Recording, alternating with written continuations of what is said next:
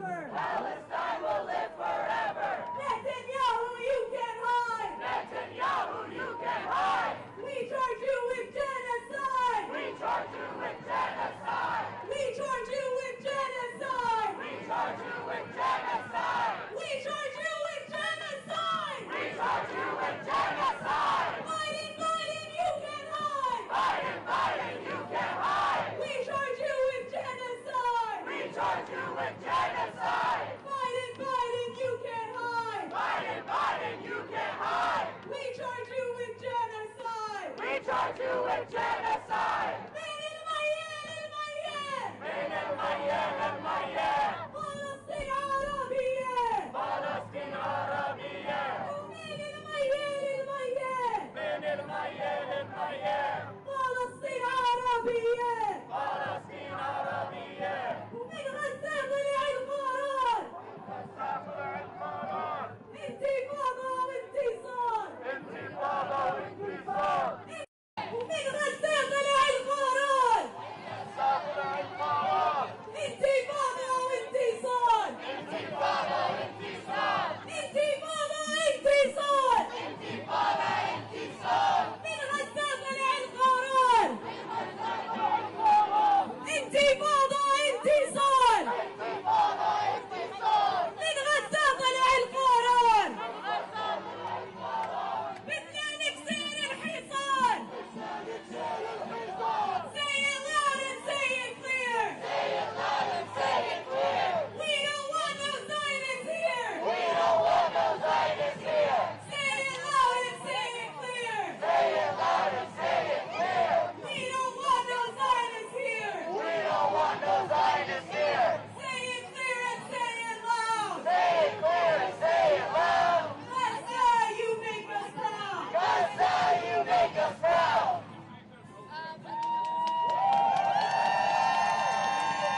Good morning.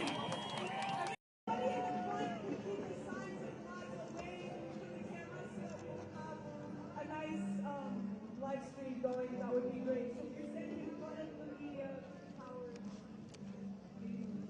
Thank you. How's everyone feeling? Free, free Palestine! Free, free, free Palestine! Palestine! Free, free Palestine! Free, free Palestine! Free, free, free Palestine! Free, free, free Palestine! From the river to the sea! From the river to the sea! Palestine will be free!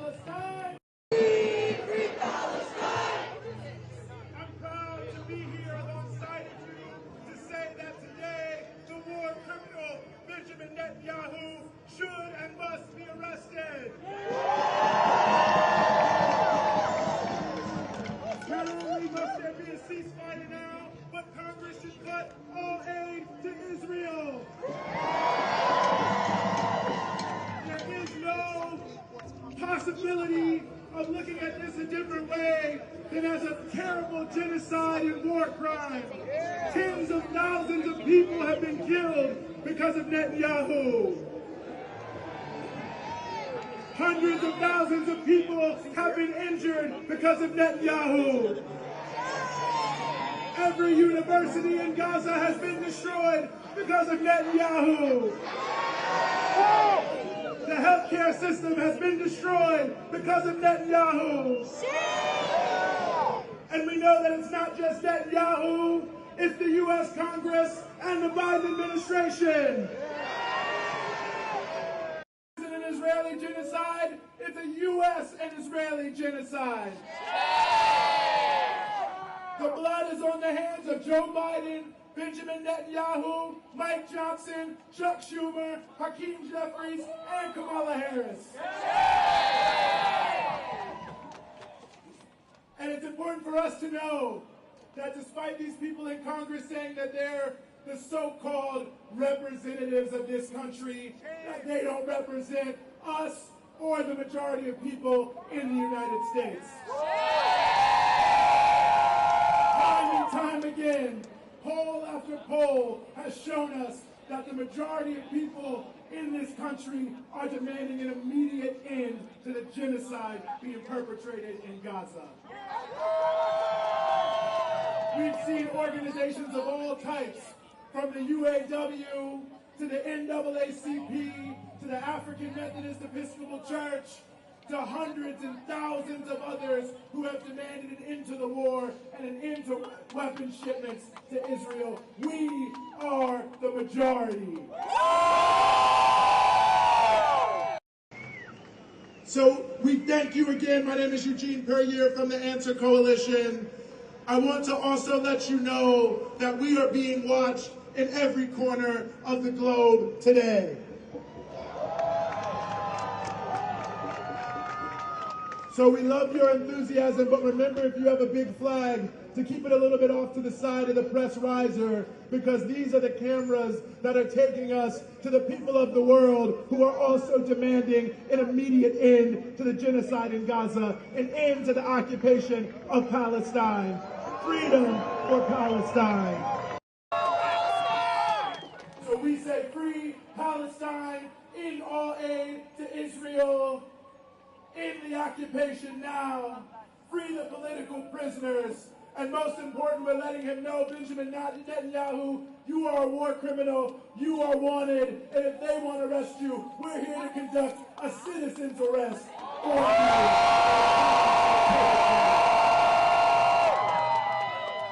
I'd like to bring to the stage now Rama Ali Kassad from the U.S. Palestinian Community Network.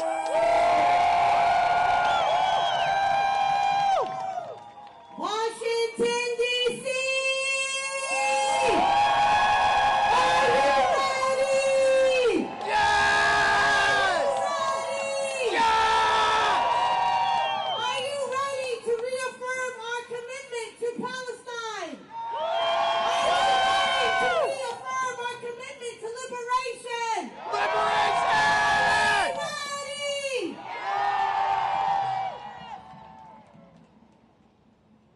For almost 10 months and 75 years, Palestinians have been resisting the imperialist, capitalist, Zionist project. And for 10 months and 75 years, we have stood alongside them. From here, the belly of the beast. We stand on the shoulders of those who came before us.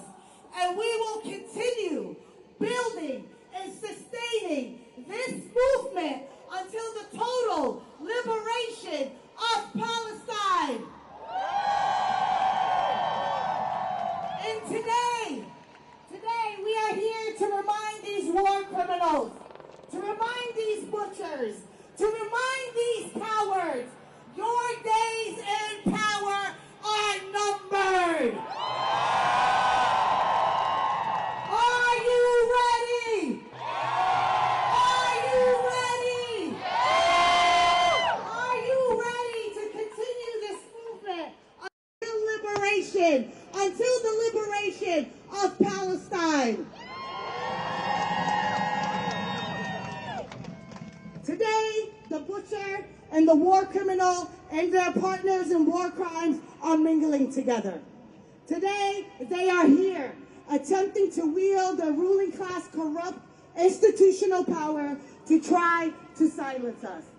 They are here to try to normalize their corruption, to normalize their racist agenda, to grasp onto their losing narrative and try hard to wipe away their losses. We won't let it happen. Are we ready? Are we ready? However, we are here. We, the people of defiance, the people of consciousness, being guided by our kin, our comrades in Gaza, and here we will remind the forces of empire that we will never back down.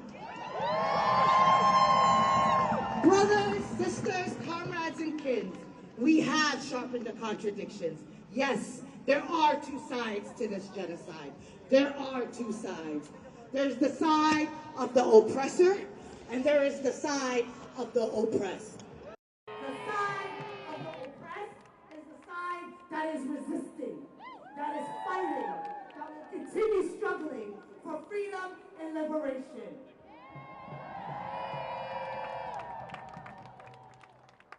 Fighting that will continue struggling for freedom and liberation. The ruling class has chosen their side. But guess what? We have chosen ours.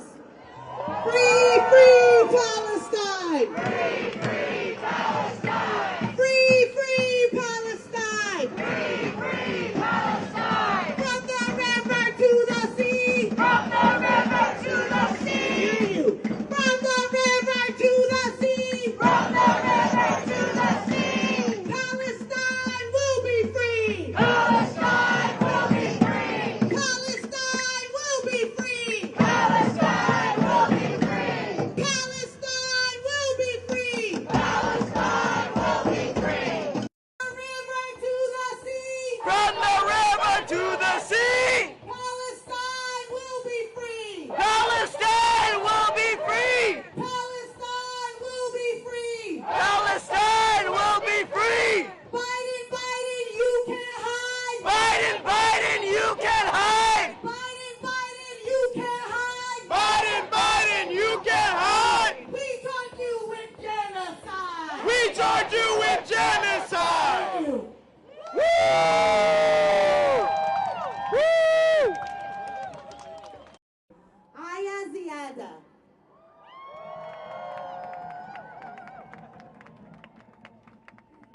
Good morning, Washington, D.C.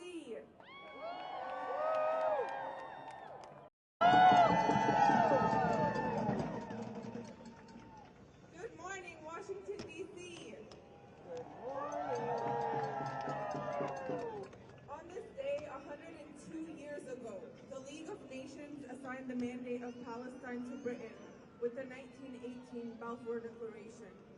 This would be the start of Israel's brutal occupation of Palestine, 102 years ago. Last week, the International Court of Justice declared the Israeli occupation of Gaza, the West Bank, and East Jerusalem illegal. This ruling is not just a validation for what we Palestinians have been screaming for decades. It is a clarion call to the world that the time for action has been overdue. For too long, Palestinians have endured unspeakable clarion call to the world that the time for action has been overdue. For too long, Palestinians have endured unspeakable suffering under the shadow of occupation, settler colonialism, and apartheid. The ICJ's decision shines a light on the truth that has been obscured by political maneuvering and willful ignorance. Yet the true measure of justice will be seen not in the proclamation of law, but in its enforcement. Over and over, we've been forced to confront a damning reality. The United States has played a central role in enabling Israel's genocidal campaign in Gaza and its broader occupation of Palestine. Fund the bombs that rain down on Palestinians. Our political leaders offer unwavering support to a regime that systematically oppresses and brutalizes an entire people, now recognized by international law. For Congress to allow a war criminal like Bibi to enter the halls of our legislative chambers, let alone our country, is nothing short of disgraceful. The occupation existed long before him, we all know that, but Netanyahu's hands are stained with the blood of thousands upon thousands of Palestinians. The 9-month-long genocide of Gaza, marked by relentless bombings and blockades, bears his signature. And yet our leaders, those who claim to stand for justice and democracy, have not only welcomed him, but have met with him, tactically endorsing his crimes. President Biden, who's set to meet with Netanyahu tomorrow, despite knowing the absolute truth for months, and every member of Congress who's facilitated this visit, not only stands complicit in these atrocities, but is single-handedly responsible for them. We must channel our outrage into action. It's not enough to condemn these actions with words. We must demand that our leaders uphold international law and human rights, no matter how tiring it may become for us. The occupation and apartheid must end, and the enforcement of the ICJ ruling is a critical step in this journey.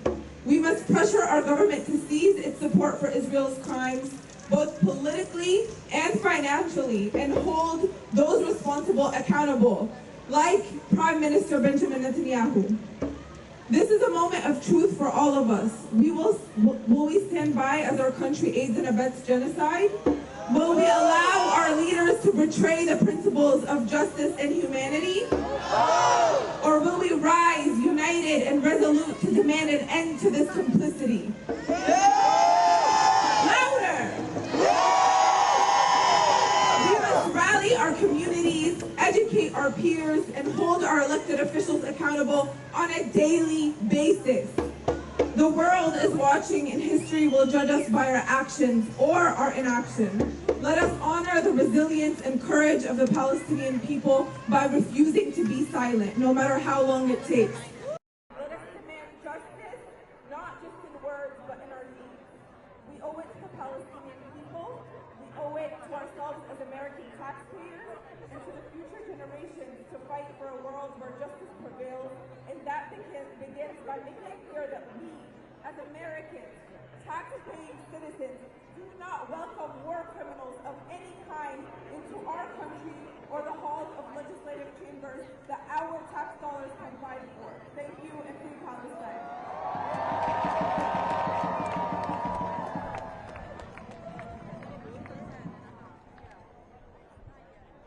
Hello to everyone. How are we feeling?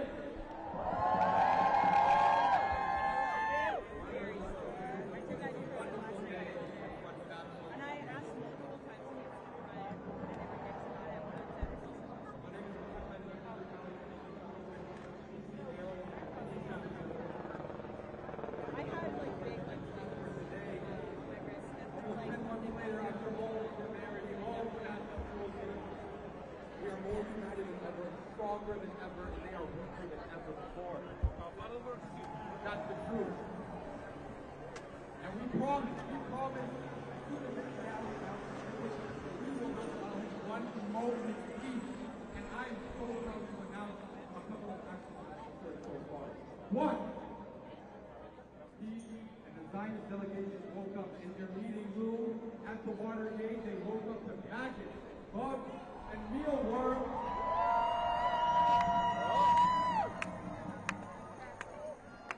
And as we speak right now, 4 entrances around the Capitol have been blockaded by the people, for the people.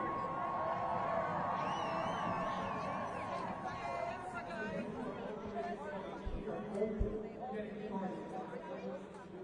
Our next speaker today, Zayda Hutchinson, from the Arab Anti-Discrimination Division.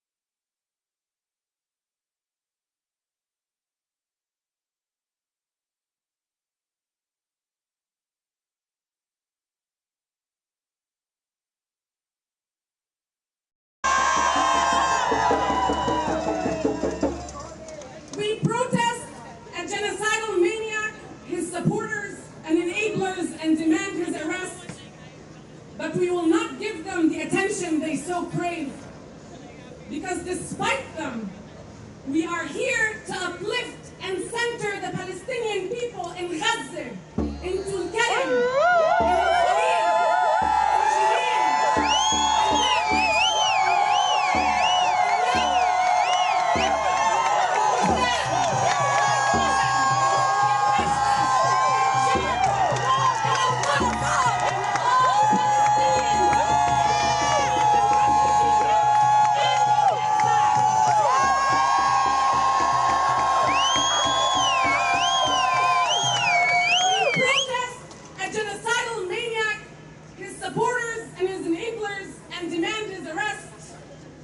but we uplift the memory of Muhammad Bhag, whose last words were, "Bas ya habibi," while being mauled by an Israeli army dog and then left to bleed to death. And we uplift the memory of Hind Rajab, of Sidra Hassoune, and the tens of thousands of Palestinian children killed by the Zionist entity over decades.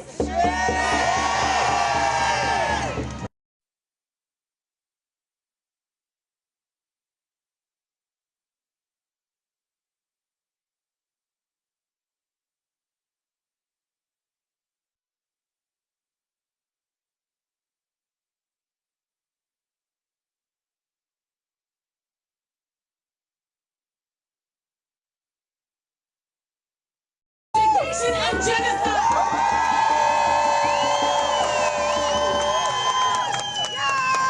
We uplift the memory of our Ghassan Kanafani, our Najid Ali, our Fadwa Tuban, our Shireen Abu Aqlin, our Rifat al-Arid. We protest a genocidal maniac, his supporters and his enablers, and demand his arrest. But we uplift the thousands of Palestinians in all of the Zionist dungeons and torture camps.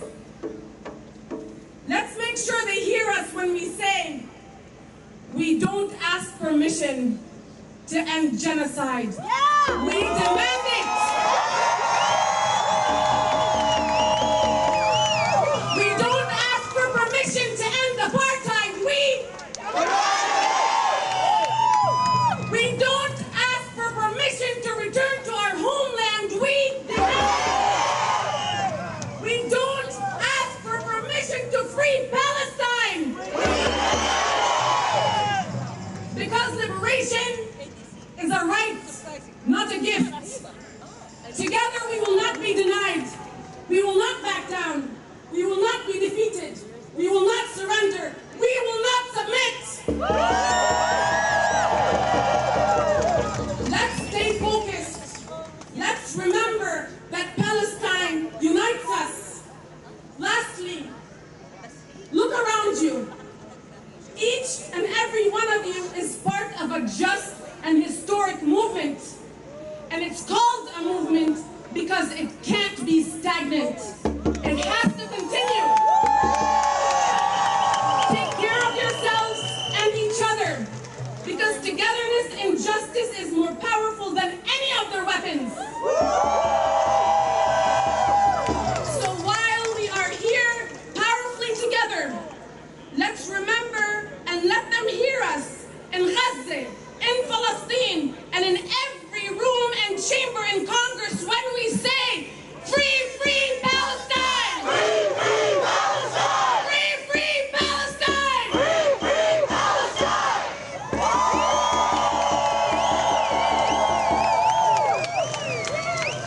Free, free Palestine! Free, free Palestine! I can see it, but you can't fully see it. There are thousands of people who are lining Pennsylvania Avenue to say no to a more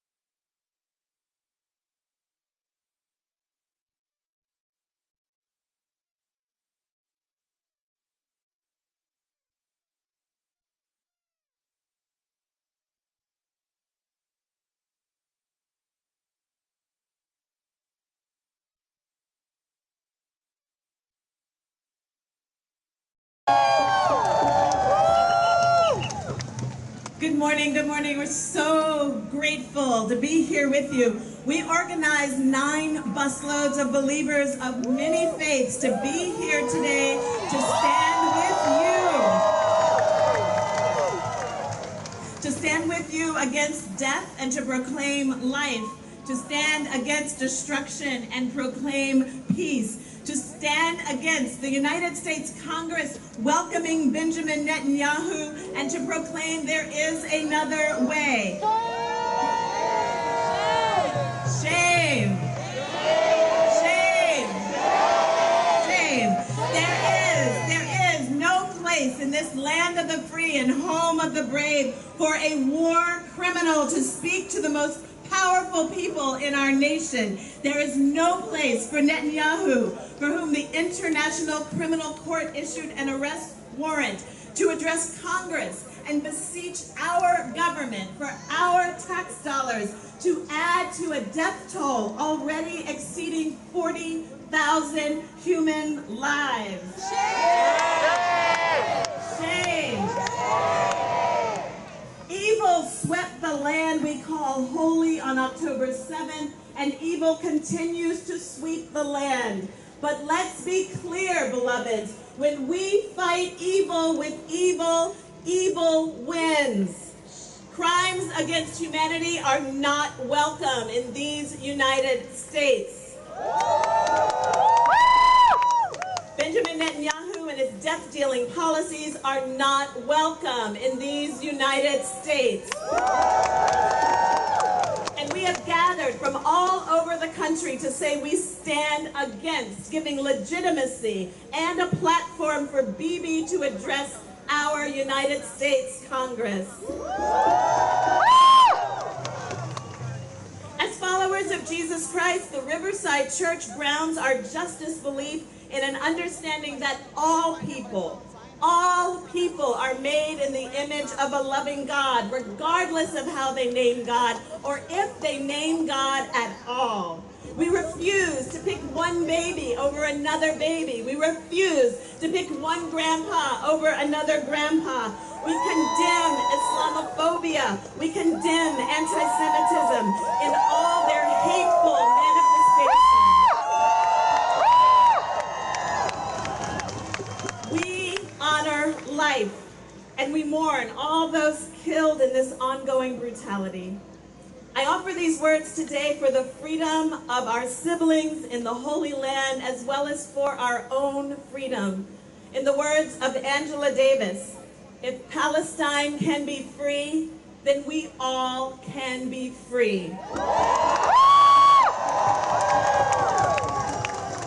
The Riverside Church in the city of New York calls for the release of all hostages, calls for the release of all prisoners being held in Israel without cause, calls for an immediate and adequate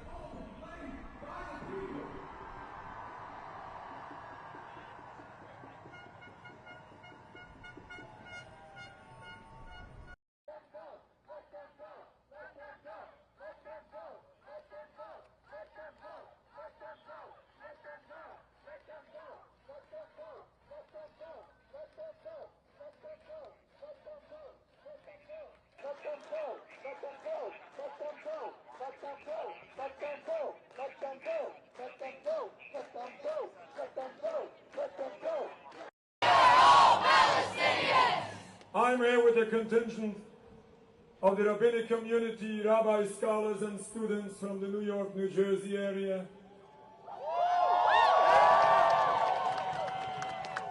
We are here, we are troubled and disturbed when war criminal Netanyahu stands up to address the Congress of the United States.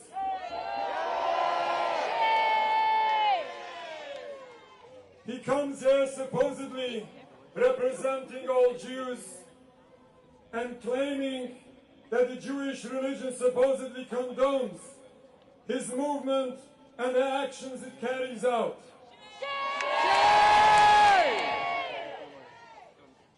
He claims that the Jewish people are supposedly in a danger from their supposed enemies, the Palestinians, that supposedly want to drive us all into the sea. This is misleading propaganda in order to drive American politicians to blind support to what he calls the supposed self-defense. Zionism does not represent Judaism. Judaism is a religion only, while Zionism is a purely political movement. The state of Israel does not represent world Jewry. We have masses of Jewish people worldwide who... I have to leave, yeah. They're picking me up, so here's NYPD, by the way. You know, What we want is total freedom.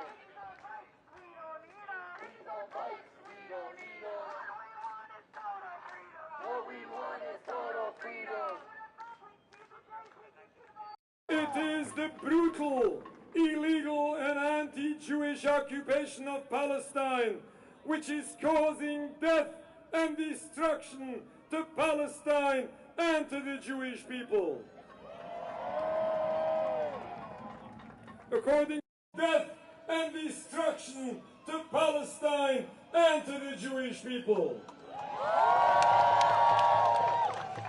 According to Judaism, Jewish people are in a divinely decreed exile. We are forbidden to create any sovereignty by physical means. We are forbidden to kill, steal, or oppress any people, especially the Palestinian peoples, people who are kind to us for so long.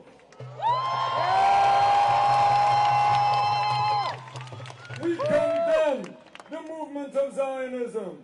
We condemn Netanyahu when we say, your blood is covered, your hands are covered in blood. If we truly want to see a better future, we must understand and realize what is the root cause to the problem. It is the occupation of Palestine which is destroying everyone involved. Certainly we need a permanent ceasefire, but a ceasefire is way not enough.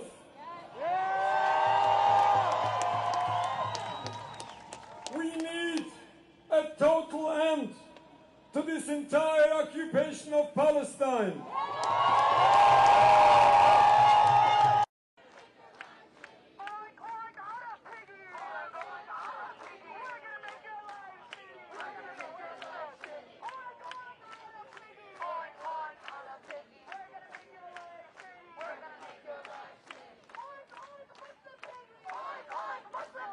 For Rabbi Feldman, please.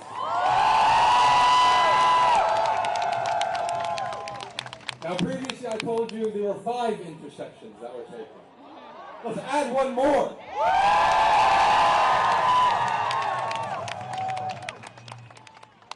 The intersection that has been claimed, the 6th intersection that has been claimed by the people, in the name of Palestine and against the war criminals, Constitution and Kent.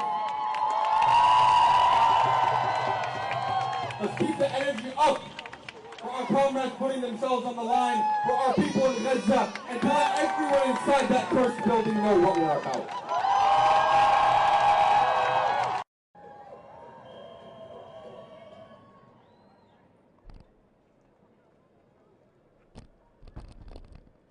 Assalamu alaikum. I know it's a sad day in American history. You know why? Because there is a war criminal in town.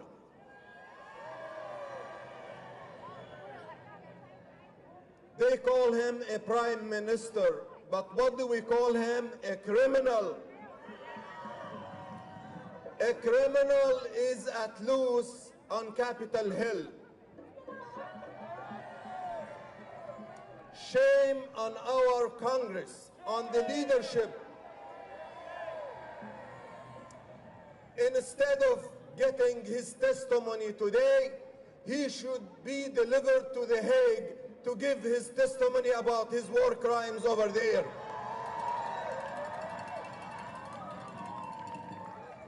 Ladies and gentlemen, this testimony about his war crimes over there.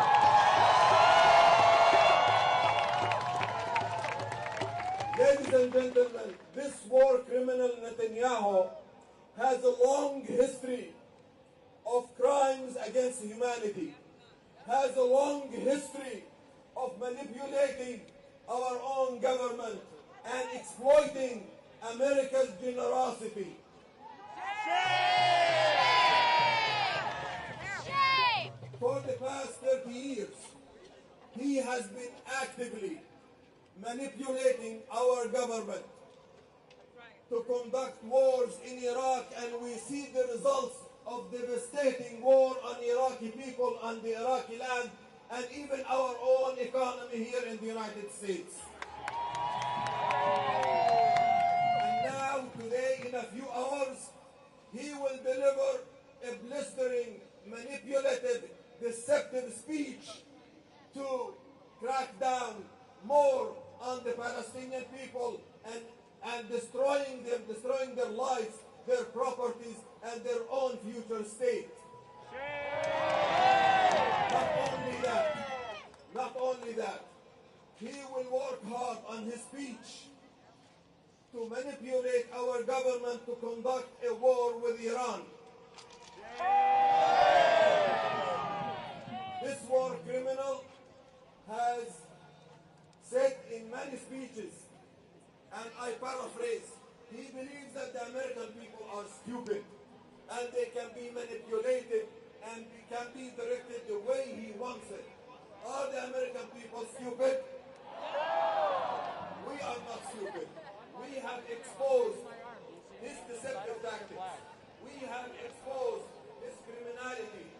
He is a danger to the region, even to the Israeli people themselves, and he is a danger to American national interests and to the world security and safety. Today, we applaud members of Congress who could have been in the House of People, applauding a war criminal. If the Vice President, Kamala Harris, found a way to skip the criminal's speech, what about those people who are planning to go there? Shame on them. Brothers and sisters, as I conclude, protesting like this and protests are magnificent. Brothers and sisters, as I conclude, protesting like this and protests are magnificent. We are voicing our opinion, and we are showing that the American public will never ever be fooled again by Netanyahu and his extremist government. However, I have to challenge you today. Are you willing to be challenged? In addition to this showing, a powerful showing, the U.S. media, international media is here witnessing your power, your voice, your advocacy, standing up for justice for everyone, including for the Palestinian people. You are here with your energy, but I challenge you today to thank those who skipped the criminal's speech today. I challenge you to call those people who applauded his speech and invited him to protest their hypocrisy and normalization of criminal war and the devastating war against the Palestinian people. Was able to sideline President Biden, and we have to continue. We have to continue to put up our demands for ceasefire, for ending the U.S. military aid to Israel. We have to continue to put up our demands for ceasefire, for ending the U.S. military aid to Israel, for the U.S. complicity in these war crimes, and for the U.S. to commit to rebuild Gaza and work for a peace process that will lead to the creation of the Palestinian state on their own homeland.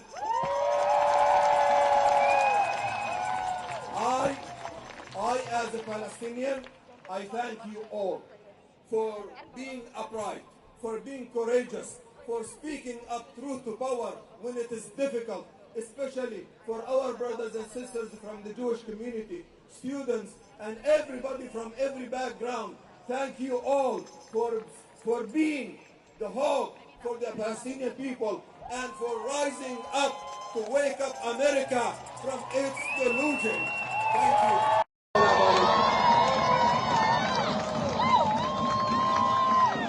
Let's give it one more time for Nihad Awas from CARE.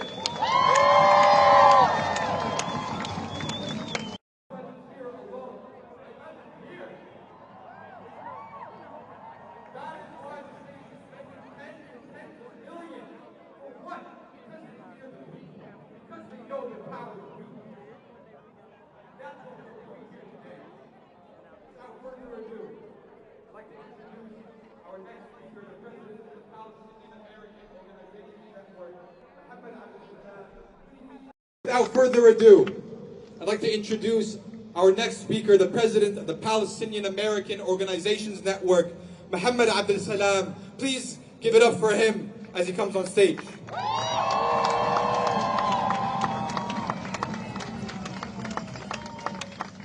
Good morning, DC. Let's let Netanyahu know. Netanyahu, you will know. Can you please chant with me? Netanyahu, you will see. Netanyahu, you will see. Palestine will be free. Palestine will be free. Netanyahu, you will see. Netanyahu, you will see. Palestine will be free. Palestine will be free. Ceasefire now. Ceasefire now. Ceasefire now. Ceasefire now. Free, free Palestine. Free, free Palestine. Free, free Palestine. Free, free Palestine. I would like to thank you all for being here today, driving the distance from all over, taking days off.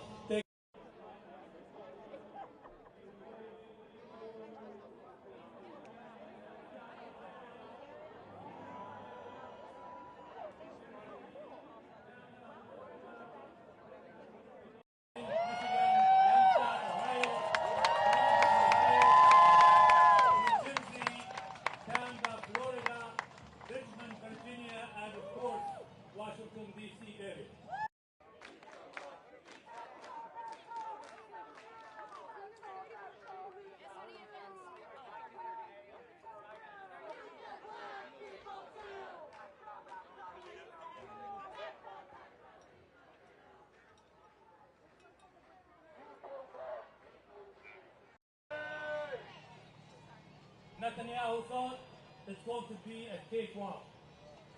And it has been the longest war Israel ever fought. If a small land like Gaza, less than 135 square miles, can hold Israel to a 292 days of war, okay, imagine if all areas in the Middle East can gather together and put together a unified front.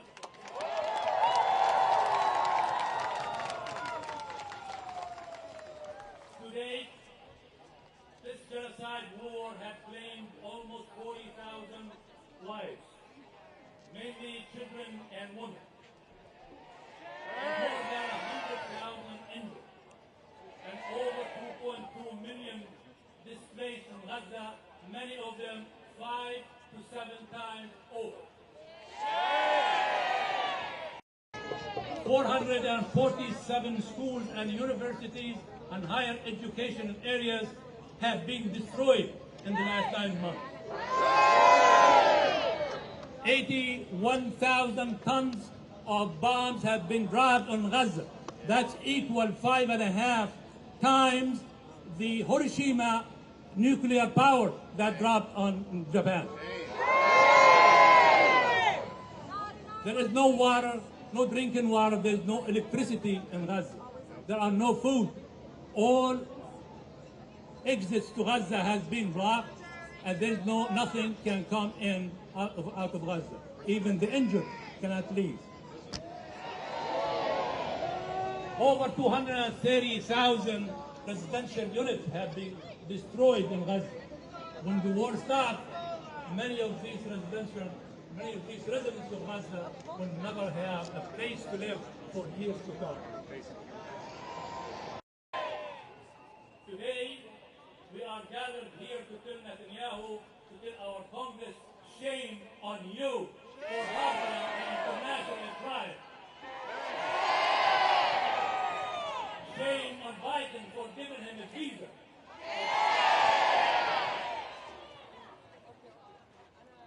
Netanyahu's visit to the United States is to get an approval to prolong the war and probably to open the northern front with Hezbollah. And he is going to prolong the war in Gaza till Trump will be elected, if he is elected in January, so Trump can give him permission to take an attack on Iran.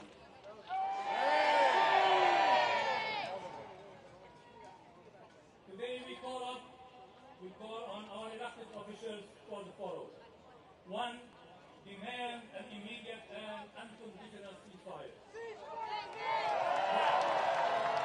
Hold all arms sales and military aid to Israel.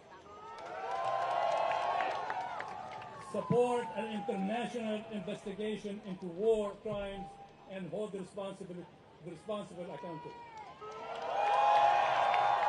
Open all crossings into Gaza to allow the flow of humanitarian aid. And recognize the state of Palestine and support the Palestinian people's rights to self-determination.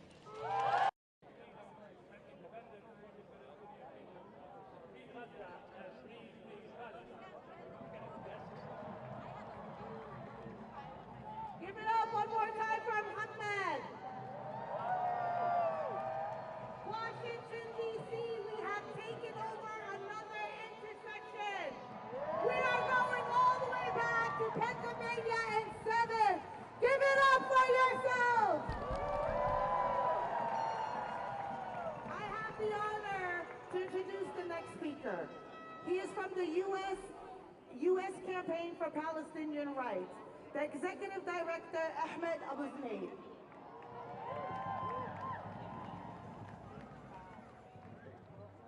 What's up, my people? I'm here to represent the U.S. Campaign for Palestinian Rights, an organization dedicated to ending all U.S. military aid to the colonial state of Israel. And today, July 24th, 2024, we are here to arrest a war criminal. Almost a full year of active genocide live before our eyes. But Palestinians are not sacrificial lambs. We are fighting for our freedom. Palestinians are not sacrificial lambs. We are fighting for our freedom. We are fighting for our land. For our rights. We are fighting for our stolen past but most especially for our liberated future. We reject Netanyahu not because he is more brutal or racist than those before him. We reject Netanyahu because he's exactly the manifestation of the colonial project known as Zionism. We reject Genocide Joe and the U.S. government's support of this monstrosity historically and today. Taxpayers here, you all in this crowd, you all joining us on the live stream, you all joining us free on the internet are being bamboozled. We are told there's not enough money for our schools or teachers' salaries. There's not enough funding for health care in the United States. There's not enough funding for the houseless members of our community. Instead, they expand police budgets while building Cop City theme parks to continue to militarize our neighborhoods. They violate international law, U.S. law, and the laws of human dignity in order to continue their ruthless brutality. We are here to say, stop arming Israel! Stop arming Israel! Stop arming Israel! Stop arming Israel! Stop arming Israel! Stop arming Israel! The contradictions have been sharpened and are made more clear for any who seek to know the truth. Now, before I wrap up, I'm wondering if y'all heard the new Kendrick Lamar anthem, They Not Like Us? Okay, I want to try something. I want to read out a line, and I want you to chant, They Not Like Us 3 times. They fight to colonize, we fight to liberate.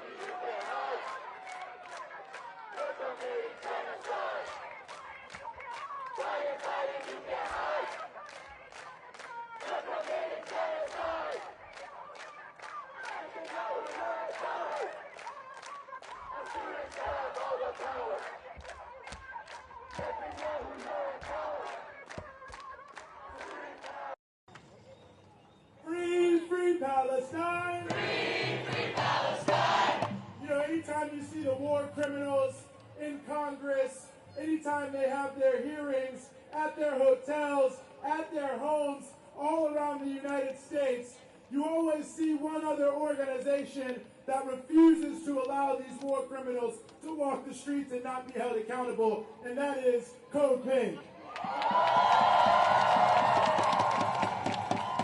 And just so you know, they were there this morning when Mr. Netanyahu left his hotel so that he would know the people are not going to allow him to be in Washington, D.C. without us coming out everywhere he is, saying stop the genocide and end all U.S. aid to Israel.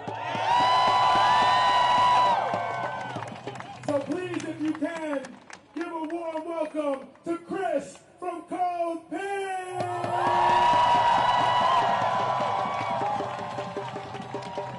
Netanyahu, you can't hide! Netanyahu, you can't hide! You're committing genocide! You're committing genocide! Netanyahu had charges brought against him not 3 months ago, not 4 months ago, not on October 7th, but in 2019. He had charges brought against him. This is not a year-long conflict. This is not a 6-month, 8-month. This is decades. This is generations of genocide against the Palestinian people. Shame. This is not the first time that this country has tried to legitimize war criminals, legitimize war crimes at the expense of the American people.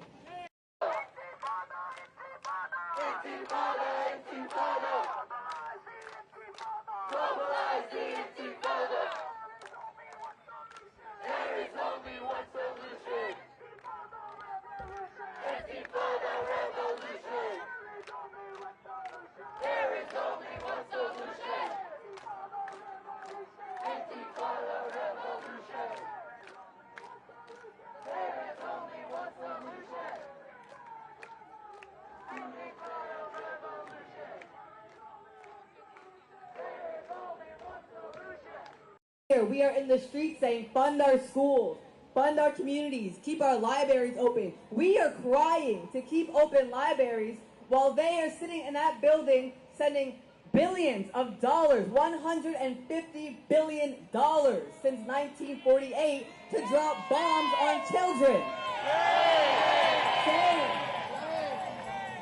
We drew this line here in June, and we are going to keep drawing this red line. We do not represent whatever you're talking about in that building. Has nothing to do with us.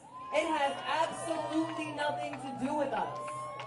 We are here. We have been consistently crying. When the U.S. sent money in 2008, in 2019, we said no. When the U.S. funded the invasion of Haiti, we said no. When the U.S. funded the invasion of Iraq, we said no. We said no at every single point. When the U.S. declared the Black Panthers a terrorist group, we also said no. We are the people, and the people is what represents peace, freedom, and liberation. And I want to continue to make it clear. The people in that building, Hakeem Jeffries, Richie Flores, Blinken, all of those people, shame.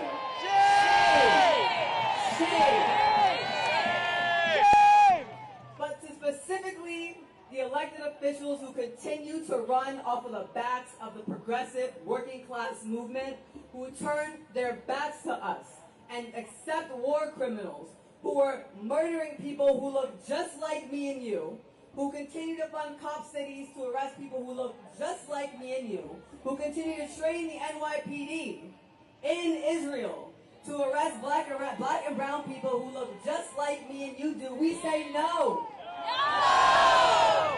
That is not us.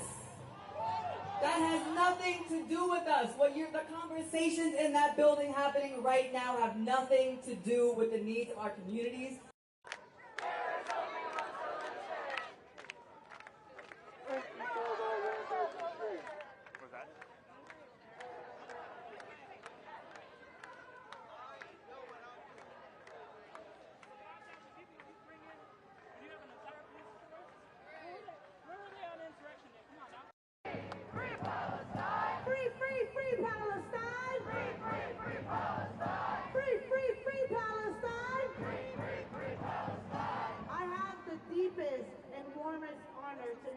Our next speaker. This is Ayman Nijad from Gaza, who is a plaintiff in the case, the first case of its kind, with our comrades from the Center of Constitutional Rights, sued Biden. Who is a plaintiff in the case, the first case of its kind, with our comrades from the Center of Constitutional Rights, sued Biden, sued Austin, sued Blinken for genocide. With his family joining, and we will hear from it. Give him a hand, one real loud hand.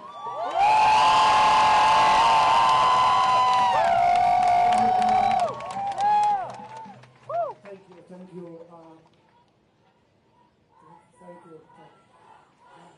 Palestine, Palestine, Palestine, Palestine, Palestine, Palestine, Palestine, Palestine, Palestine. Thank you, everyone. My wife and 3 kids are joining you today, not only as a family, but as voices of families who deny basic human rights in the most live-stream genocide in recorded human history. Back in 2015, I was here in Washington, D.C., demonstrating against Netanyahu visit, while we have a killing machine against the children. Gaza has been under a slow motion genocide for 17 years. And now we are in the most live stream, fast motion genocide in our history. I'm also here representing the plaintiffs and families of all of Palestine, of all of the indigenous people of Palestine.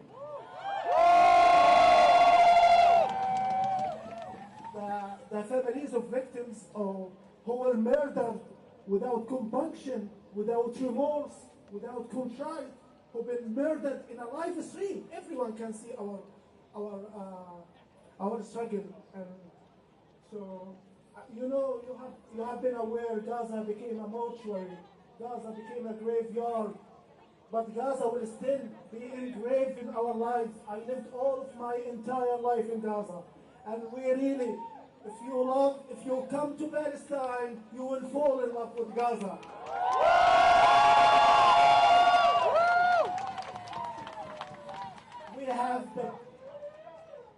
We have the beautiful beach.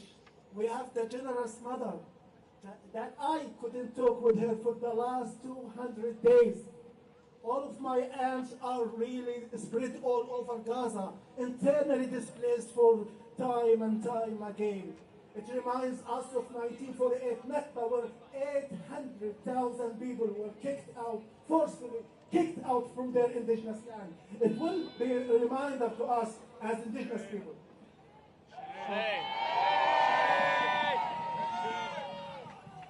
So that's why I feel it is the deepest honor of my life to be a plaintiff of the genocide case against Biden, Austin, and Blinken for aiding and abetting genocide and fomenting genocide. Remember the first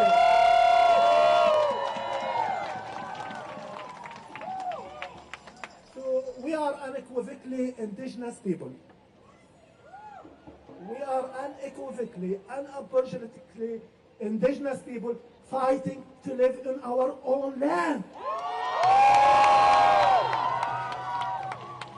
And as a plaintiff, as victims, as survivors, as everyone in Palestine, we will continue the battle of justice.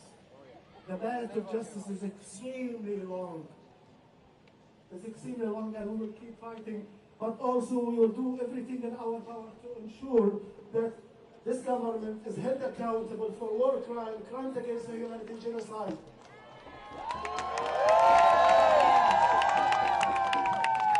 Good news, while we are seeking an arrest warrant against Netanyahu, a few days ago, the Center for Constitutional Rights, hats off to the Center for Constitutional Rights for standing up for Palestine.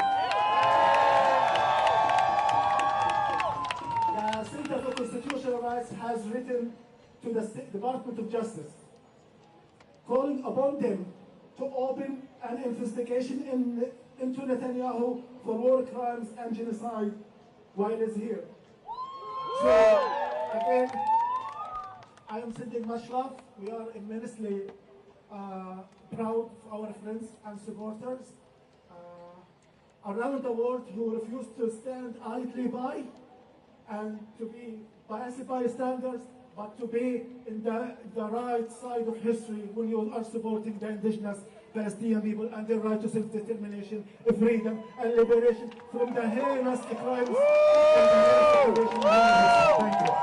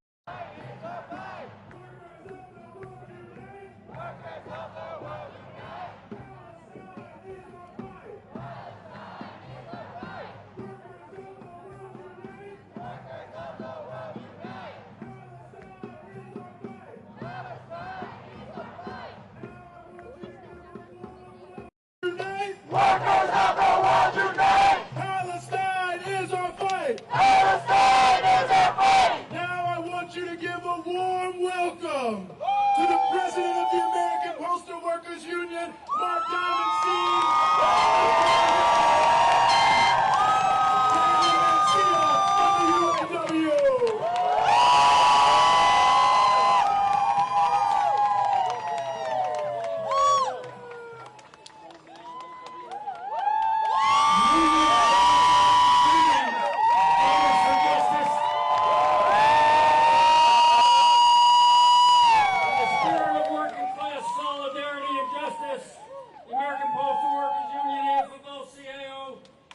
with humanity and the suffering people, workers and unions of Gaza, and calling for a long overdue ceasefire and massive humanitarian aid for the 2.3 million people of Gaza, displaced, homeless, bombed, killed, injured, diseased, and starving behind the war crimes of the Netanyahu Israeli government, fully backed by U.S.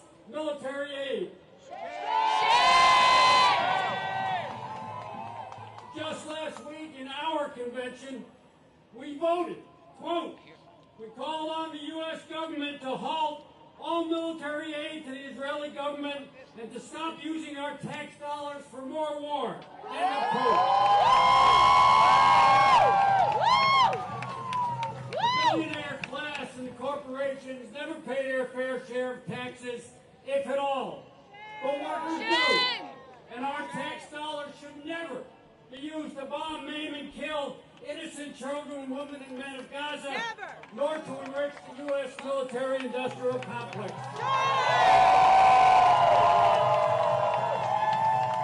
It is shameful that Netanyahu, already charged with genocide and war crimes by the International Court of Justice, and with the blood of tens of thousands of children on his hands, has been invited by both the Democratic and Republican leadership to address Congress. This is but another bipartisan green light, along with billions more of military aid, to continue the carnage and brutality, and is increasing the very real danger of a wider war. The American Postal Workers Union is proud to have joined with other national unions, including the United Auto Workers, the Association of Flight Attendants, the National Nurses Union, International Union of Painters, and the National Education Association, and the National Labor Network for Ceasefire. We stand with the vast majority of the people of our country and the world who support a ceasefire, humanitarian aid, peace, and freedom. As the main financial backer of the Israeli military machine, the White House has the leverage to stop the massacre. And it is a falsehood that criticizing the government of Israel and our own somehow equates to being anti-Semitic or anti-Jewish.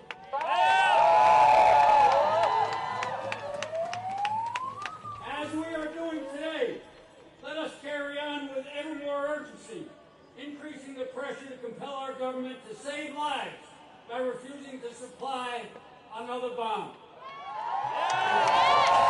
It's great to be here standing shoulder to shoulder with all of you. Solidarity forever.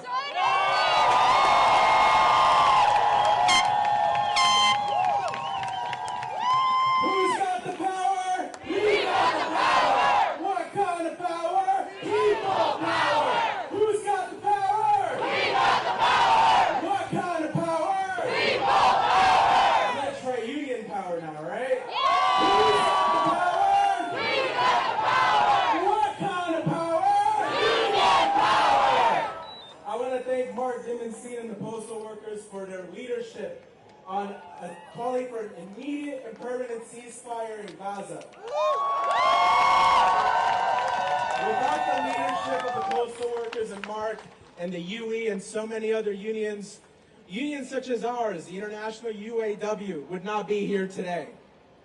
We also would not be here today if it wasn't for the work of so many people behind me, the rank and file workers of our union.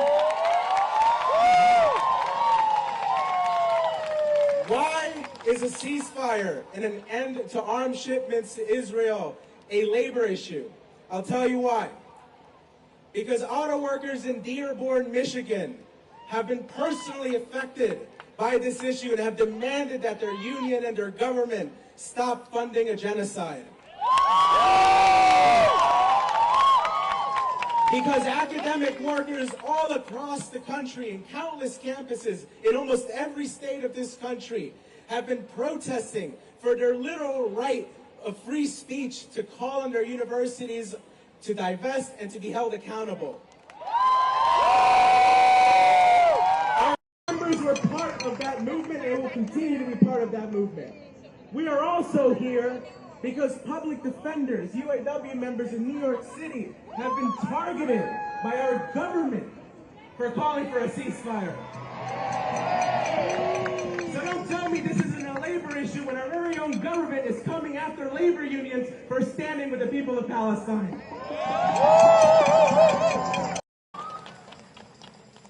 Labor unions are one of the only democratic institutions we've got in this country.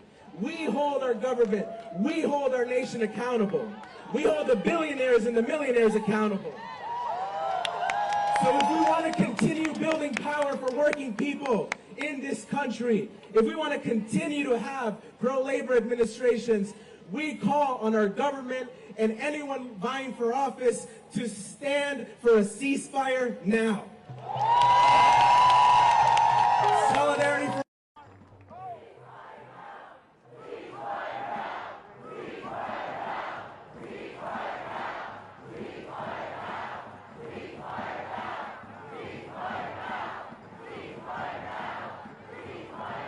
Thank you all. Give it one more time for our wonderful... Ceasefire now! Ceasefire now! Ceasefire now! Ceasefire now! Thank you all. So an update on the blockades. As the police move in, like water, our comrades leave and reassemble somewhere else. Wherever the motorcade goes, the people are there to stop it. Wherever it comes, our people are there to face it. No matter where you go, BB, the people are in your face. When you sleep, they're in your head. They're in your nightmares.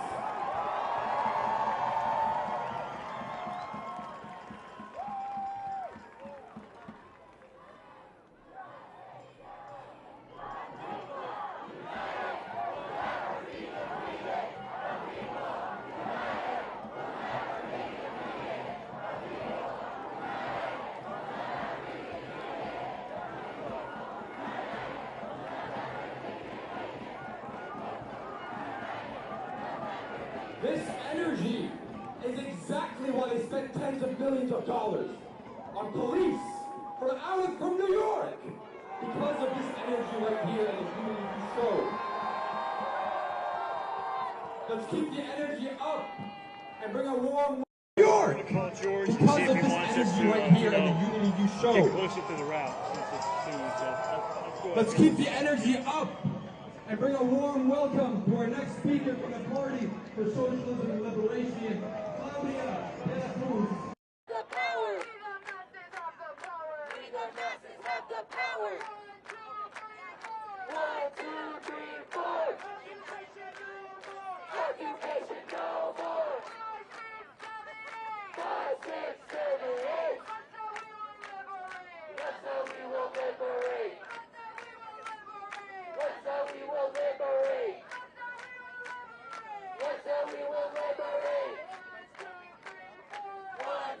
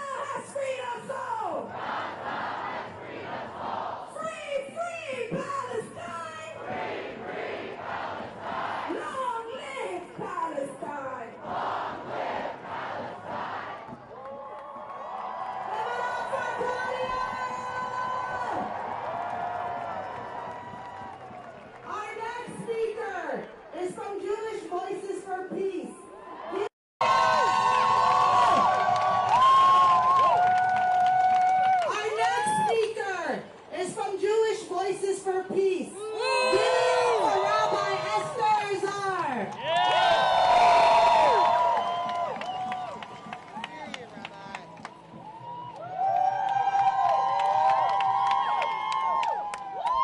My name is Esther, and I am a member of Jewish Voice for Peace. And I'm here on behalf of hundreds of thousands of Jews who stand in full and deep solidarity with our Palestinian siblings struggling for liberation. But these days, my voice feels inadequate. I am a Jew, I am a rabbi, I am an Arab, and my words feel hollow. The Arabic word haram means forbidden, and it is used when a behavior or an action will cause harm to another. This is the word that repeats in my head every day. We stand 9 months and 76 years into a genocide. Haram! Haram! And those in power are gaslighting us, calling for a ceasefire while shipping 2,000-pound bombs. Others vote against the possibility of a Palestinian state. Haram! Haram! They speak of peace while funding apartheid. Haram!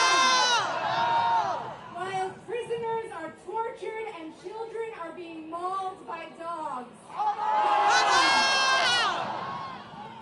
I don't know much, but I do know this is not what God wants. I hear Allah's tears outside my window.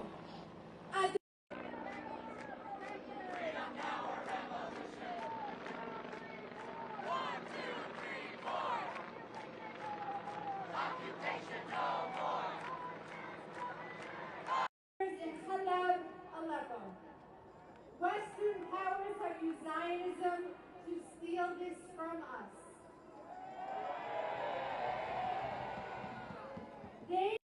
Western powers have used Zionism to steal this from us. They deny my Arab identity and usurp my Jewish one, claiming that I am only Jewish enough if I support Zionism. I spend most of my time fighting against this. However, what I never stop to notice is that we are standing here today, Jews, Christians, Muslims, and those of different faiths and identities coming together and building community.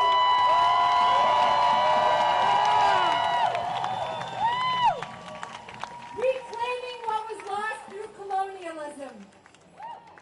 We will get an arms embargo. We will see a ceasefire.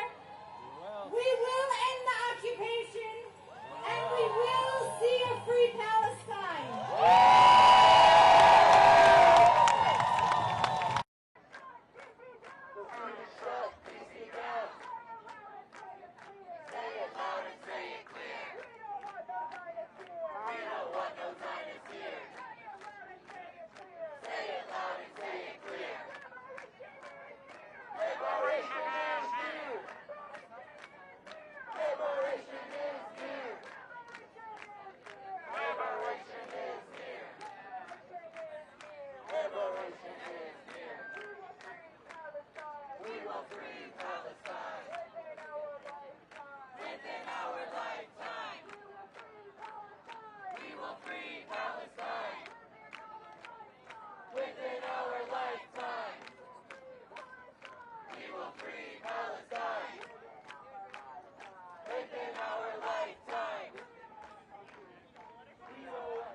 The majority we are, even a majority of Republicans want a permanent ceasefire. We represent the people. They don't represent anybody.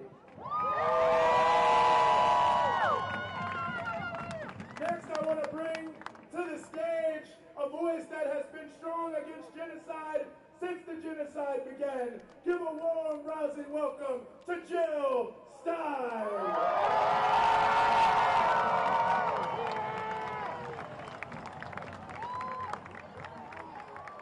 Netanyahu, you can't hide. Netanyahu, you can't hide. We charge you.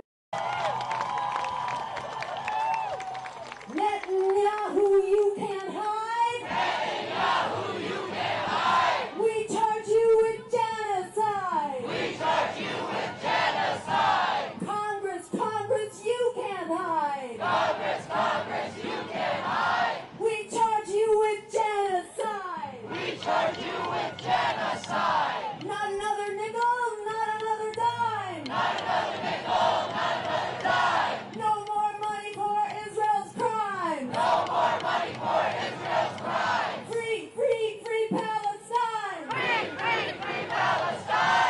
Free Palestine. Free Palestine. Free Palestine. Free Palestine.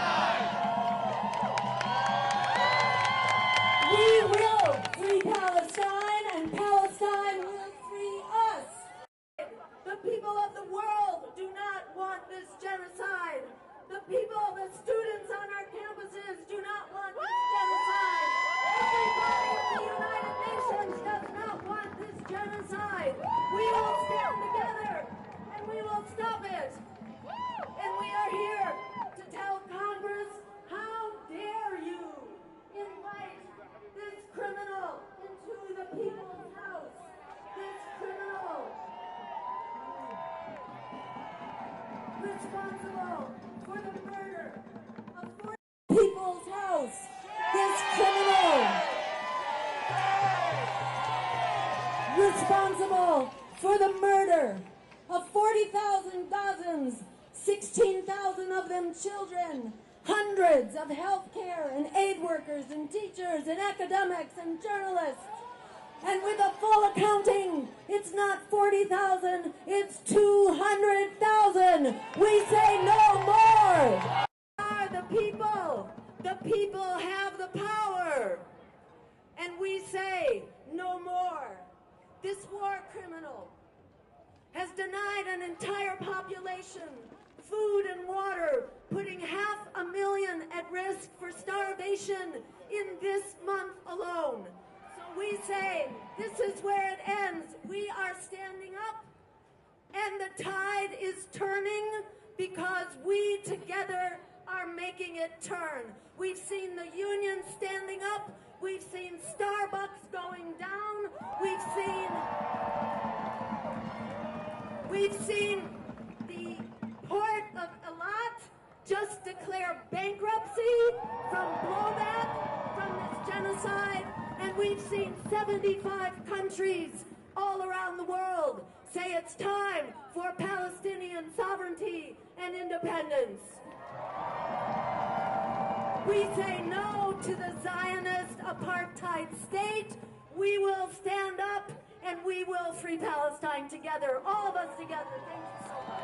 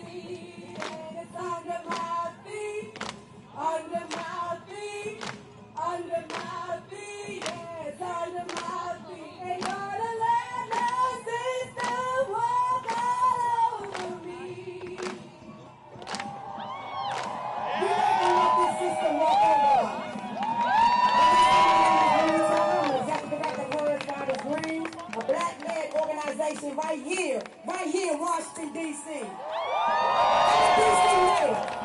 Welcome to my city. Today I stand before you brokenhearted with my sisters, Linda and Mimi, because our struggles intersect. I want to shed light on two pressing issues that demand unresisting actions: an ongoing genocide in Palestine and the systematic police violence that's happening to black people in America.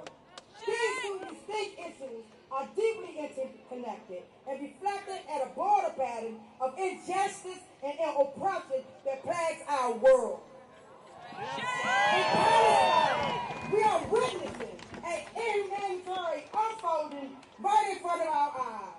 For decades, Palestine people have suffered under the brutal occupation of apartheid policies of the Israel government. The relentless violence, displacement, and discrimination faced by Palestinians constitute a clear case of genocide. At the same time, I want y'all to hear this. At the same time, right here in America, we are confronted with another form of injustice: systematic police. Our black communities continue to bear the brunt of police brutality and discrimination. The killing.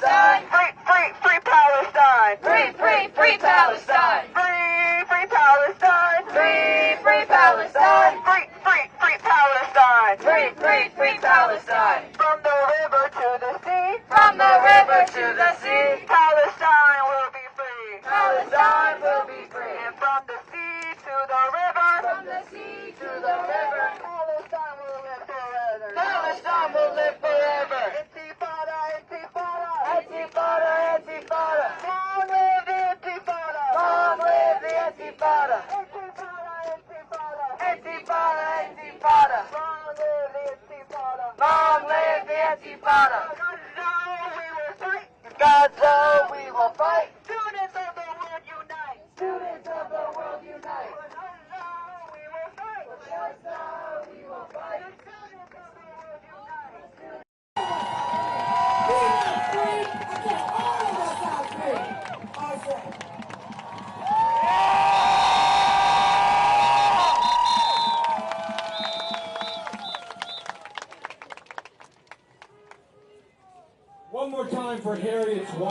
Greens, everybody. They did give me a request. They want me to announce to you all when you have a moment. So up next, put your hands together. Let's give another warm welcome to Brian Becker, the National Director of the Answer Coalition.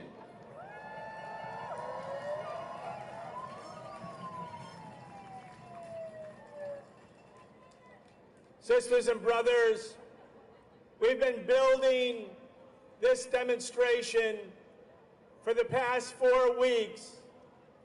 And I have to tell you, this has not been a normally organized demonstration. And I want to explain a little bit to you about what happened.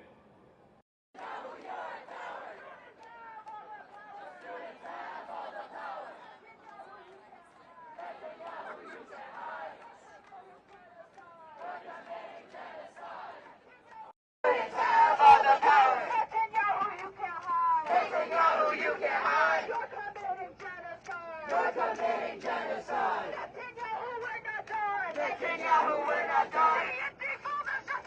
The Intifada's just begun. Netanyahu, we're not done. Netanyahu, we're not done. The Intifada's just begun. The Intifada's just begun. Intifada, Intifada. Intifada, Intifada. Long live the Intifada. Long live the Intifada. Intifada, Intifada. Intifada. Long live the Intifada.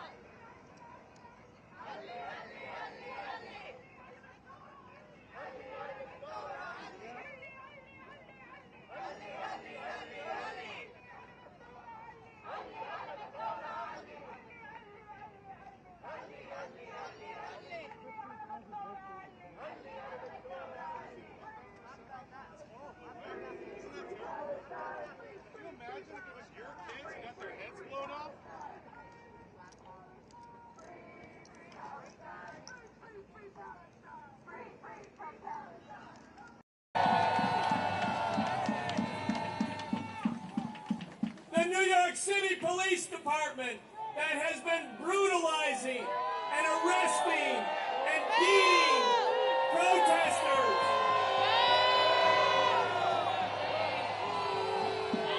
The New York City Police Department has sent 200 cops to Washington, D.C. to join in Fort Netanyahu because that's who they serve. They say the police motto in New York is serve and protect. Well, right now, they're serving and protecting a genocidal lunatic who's addressing both houses of Congress.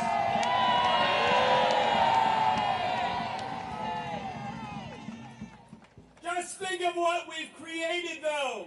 We have the Postal Workers Union, the United Auto Workers Union, 7 major labor unions are now standing with this movement. That means a change has come.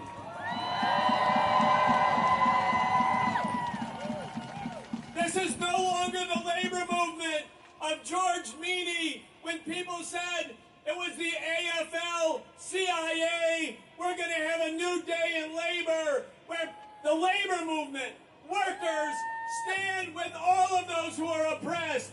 Stand with Palestine. Stand with Cuba. Stand with Venezuela. Stand against imperialism. They said we're going to disorganize you. You won't march. When this rally ends, sisters and brothers, nothing they can do will stop us from assembling and marching because that's our right. Free Palestine!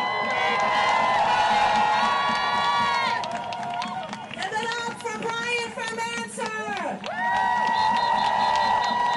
Our next speaker is a special guest. She joined us on the front lines from day one of this genocide. She is a mother, an actress, and an activist. Give it up for Susan Sarandon.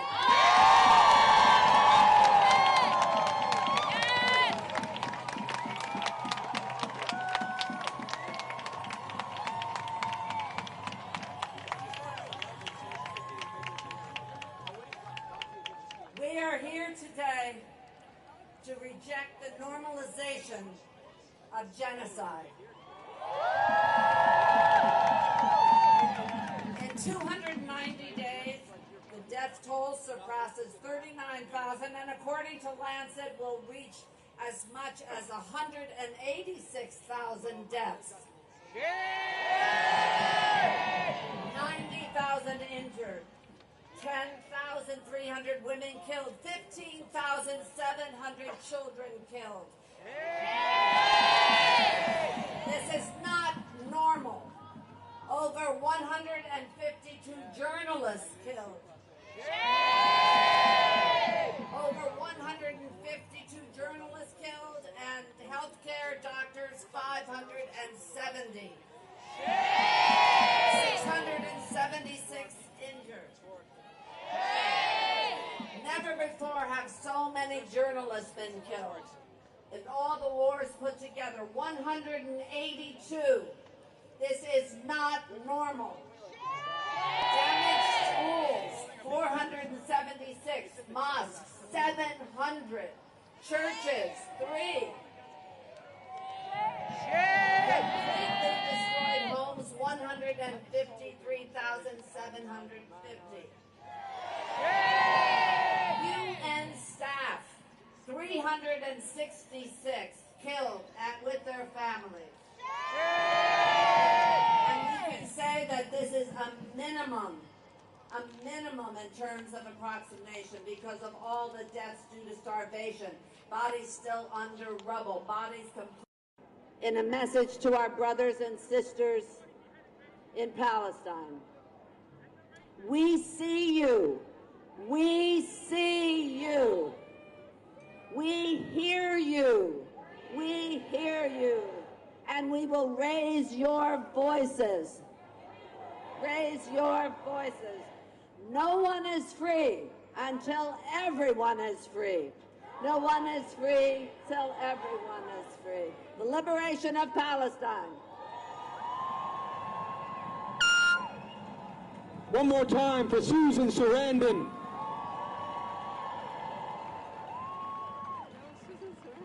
I've just got word that they've moved to another intersection that's currently being blocked off on 10th Street. Give it up, everybody. It's gonna keep going. It's gonna keep going like we keep going.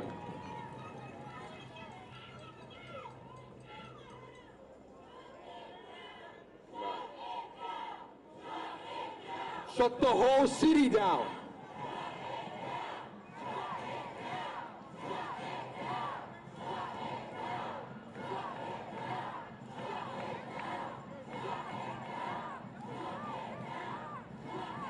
This energy in the middle of a weekday is exactly why we are going to win. No matter the weather, no matter the time of the week, no matter the obstacles, no matter the number of police officers they bring, we are going to win. No matter the weather, no matter the time of the week, no matter the obstacles, no matter the number of police officers they bring, none of it matters when we're united and we're in the streets together. So please give another warm welcome to Imam Suhaib Webb from Center DC.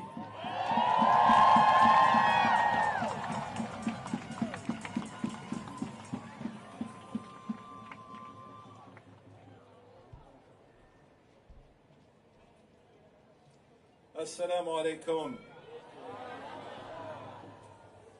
Since October 7th, but for many of us well before October 7th, since the 1940s and even before that, there's a number of emotions that we've experienced. But I think if we were looking for a word to encapsulate how we feel, it would be boiling. We are boiling.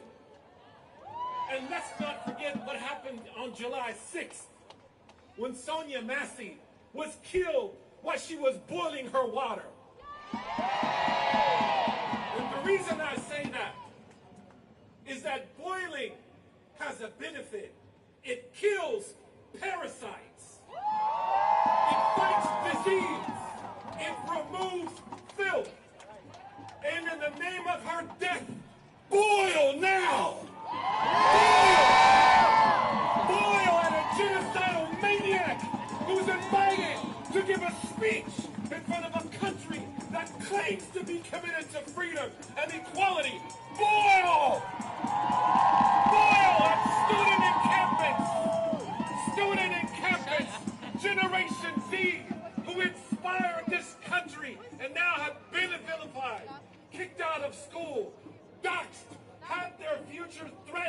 because they stood.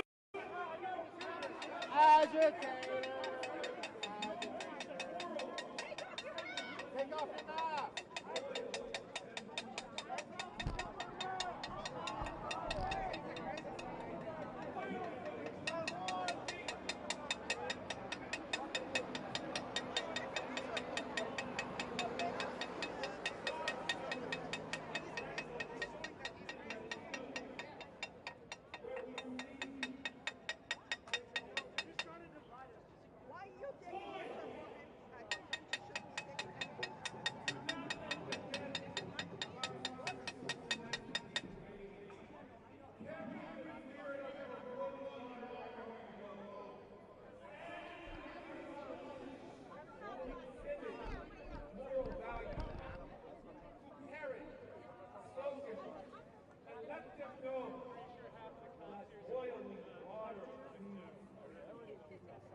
That boiling water will not stay quiet.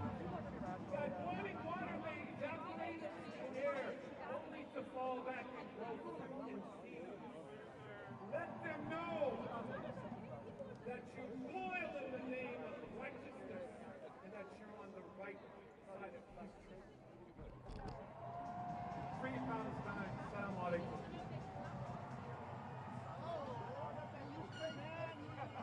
Give it up one more time for Imam Sahib. Woo! Our next speaker is all the way from the Bay Area, California. Give it up for Eva Seal from the Arab Resource and Organizing Center. Bay Area, where you at? California, where you at? Israel is a pariah state, fighting for its last breath as it destroys everything in its way, including its own dealers right here in the U.S. scrambling to keep the wall as as they put the most heinous genocide of our lifetime. Shame! If I was in the army and I'm the police, or real you. 9 months of collective grief brings us collective. Our resistance never stops. People are occupied. When people are occupied. Resistance is justified. Resistance is justified. When people are occupied. When people are occupied. Resistance is justified. Resistance is justified. From the belly of the beast. From the belly of the beast. Hands of the Middle East. Hands of the Middle East. From the belly of the beast. From the belly of the beast. Hands of the Middle East. Hands of the Middle East. There is only one solution. There is only one solution. Intifada revolution. Intifada revolution. There is only one solution. There is only one solution. Intifada revolution. Intifada revolution. Free Palestine. Free Palestine. Free Palestine. Free Palestine. Free Palestine. Free Palestine. Free Palestine. Free Palestine. Man el Bayan el Bayan. Man el Bayan el Bayan.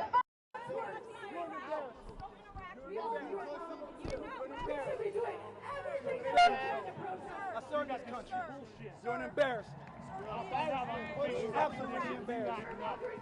Embarrassing. I'm fighting for VA right now. 750,000 of us fighting for our VA rights right now. This is how you exercise your right.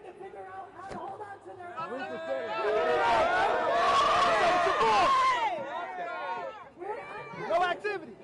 Protecting the Zionists, of course. I'm good. I'm good. I just want to see a coward in the face. Real shit. You would have never find me, please. You make a move. Find me. You make a move. You go in the street. Please. You make a move. You go in the street, brother. I'm moving. You go in the street, brother. How about be here without your body guard? Stand here without your body guard.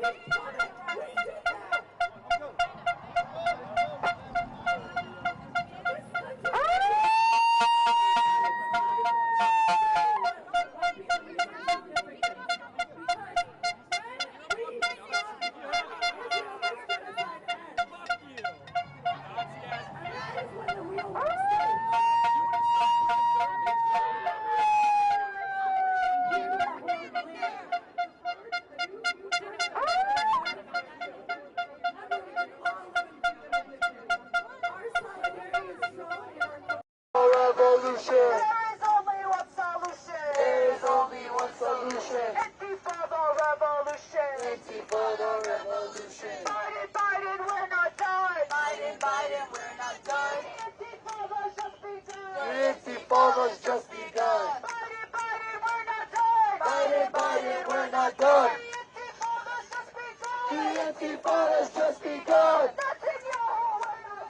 Netanyahu, we're not done. The Intifada's just begun. The Intifada's just begun. Netanyahu, can you see? Netanyahu, can you see? Netanyahu, you're a coward. Netanyahu, you're a coward. The students have all the power. The people have all the power. The people have all the power.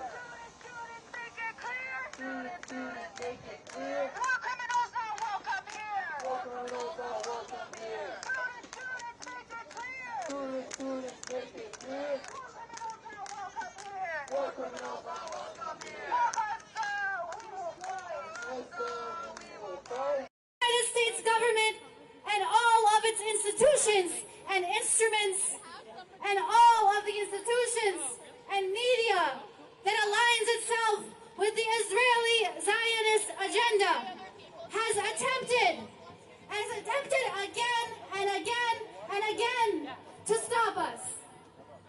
But we are here now, 10 months later, stronger and more confident and more committed. Every single one of you here is responsible for the success of the Nazi Holocaust. No, you don't want to do your fucking job.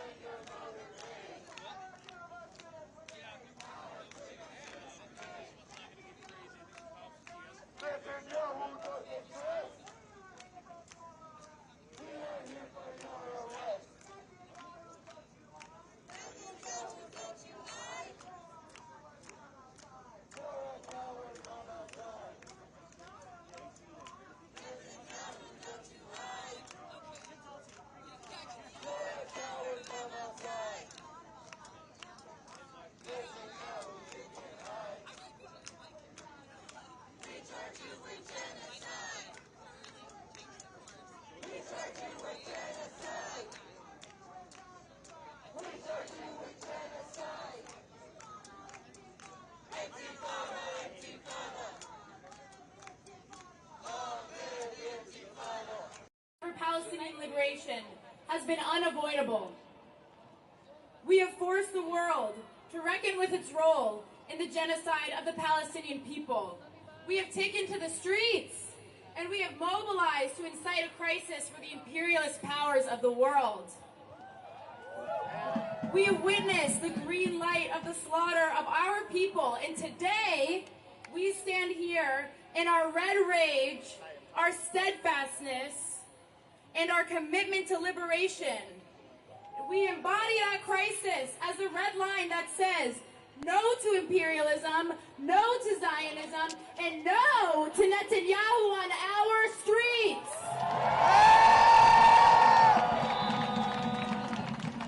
As Palestinian feminists, we reject the weaponization of women's rights to justify another imperialist war.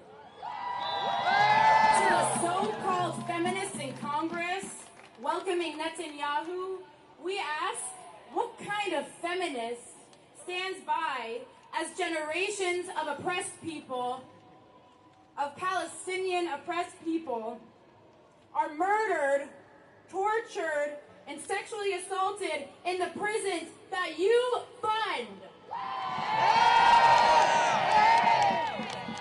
You are nothing but hypocrites. True feminism is the liberation of all oppressed people. There's no women's freedom without the liberation of Palestine. As revolutionaries, we say to the ruling class, you do not serve us, and we will never serve you.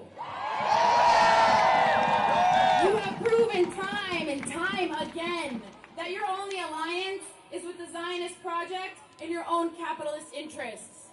While your latest genocidal mouthpieces falter and stumble, our dedication to liberation is only fortified. As a people united, we say to the war criminal Netanyahu, we see through your false victimhood and deluded propaganda. Your visit is a symptom of your crumbling empire.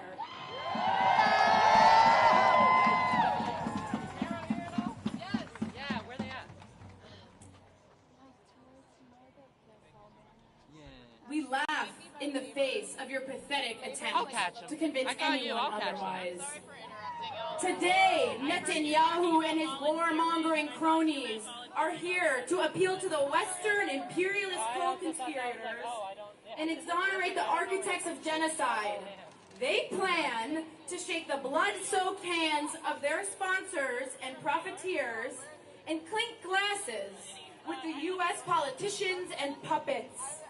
They are here to distort the truth, intimidate us, and elevate the tyrannical Zionist narrative.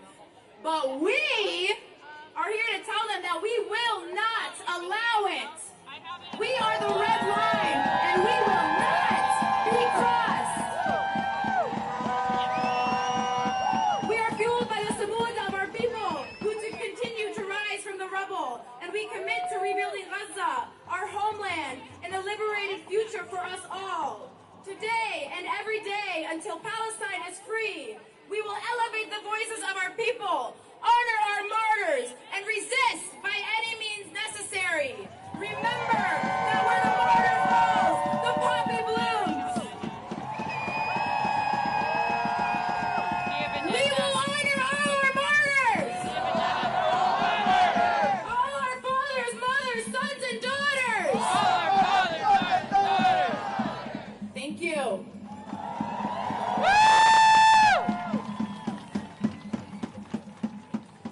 Give it up for Noor from the Palestinian Feminist Collective. Our next speaker doesn't need much of an introduction, but I will say she is a long-time activist and organizer, originally from Brooklyn, New York, my hometown. Give it up for Linda Sarsour.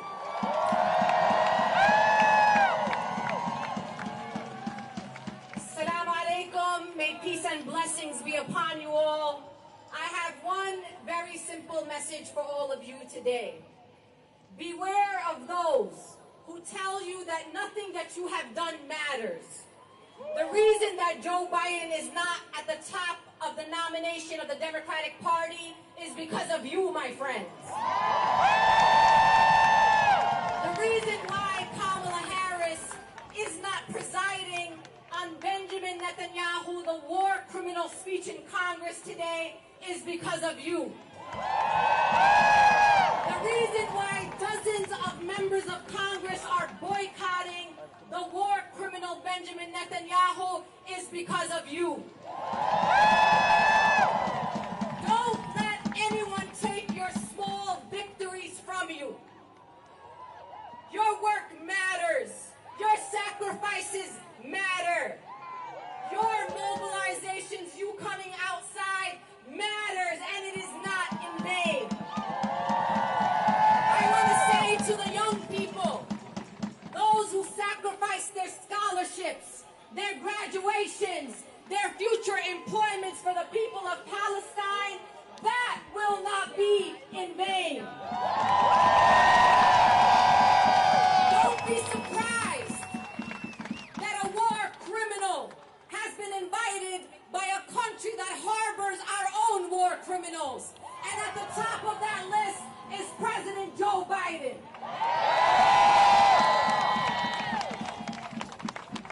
We got a lot of work to do, and nothing changes.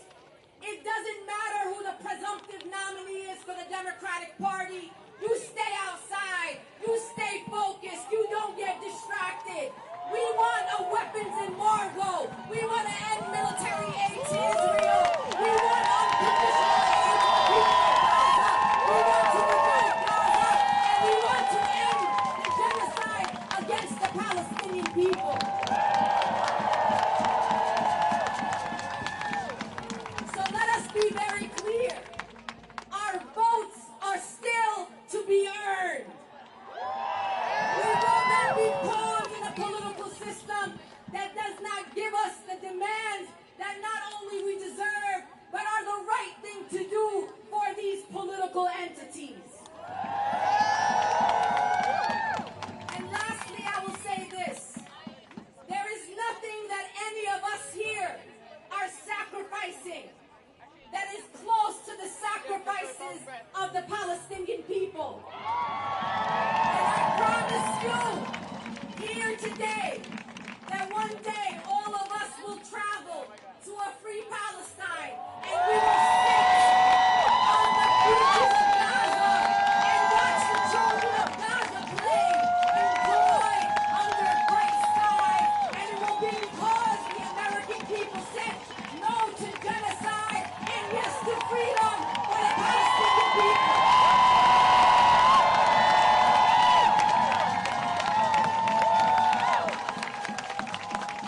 Open your phones, you'll see the entire area surrounding the Capitol is an utter gridlock, thanks to the organization and unity of the people. And the determination. Hang in tight, we only have a couple more speakers before we join our comrades in the streets and show Netanyahu and the other criminals what we're about today. Next, it's my absolute pleasure to introduce from Doctors Against Genocide, Dr. Nida Jabour, who will introduce the speaker from Doctors Against Genocide. Please give it up for them. Hello, everyone. Hello, the real patriot Americans, the people of conscience, and shame on the others who are complicit in genocide. Ashat Gaza. Long live Gaza! Long live Gaza! We are here to tell the people in Gaza, the children, the women, the elderly, the men, that Doctors Against Genocide are with you. We are here for you. All the people of conscience are here. Speaking your voice loud. I'm introducing Dr. Karama Hawash, the co-founder of Doctors Against Genocide. Thank you.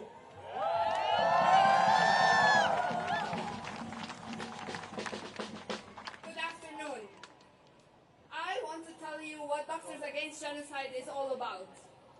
We are uplifting the medical community voices against war crimes, crimes against humanity, and genocide. We identified the genocide in Gaza very early on because genocide is a health hazard. It kills people. And we are seeing how our colleagues in Gaza are being killed. The hospitals are being destroyed. The children are being maimed.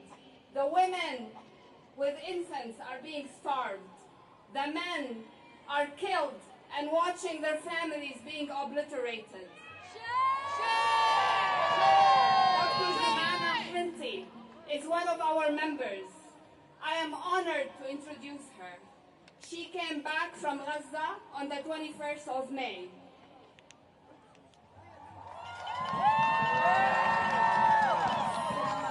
Peace be upon you. So as you just heard, I came medical mission in May. And there I witnessed all the massacres, all the atrocities that are being committed every day with our own tax money. I've seen the children who are shot in their heads and their legs and burnt. 70% of them with multiple fractures, they can't have surgery because there are no surgical supplies. Women with no medical care who are having strokes because they're not taking their medications. All those atrocities that tell us that the death rate that we hear about and the Congress does not believe is actually, yes, we don't believe it too. It's much higher than what they report. I also befriended and was working with so many healthcare workers there who are the most amazing people I've ever seen in my life. Some of them were taken hostages and tortured and then sent down from the north to the south without knowing anything about their families. And then they committed their life to volunteer at the hospital, at the European hospital. And after I left, a few weeks later, the European hospital was evacuated. And that was extremely devastating for them and for me, totally devastating. Now they're out in the streets. They don't have anywhere to go. They can't volunteer even because there are not that many functional hospitals that they can work at. And so the atrocities keep getting worse and worse and worse. The healthcare structure over there is completely disseminated.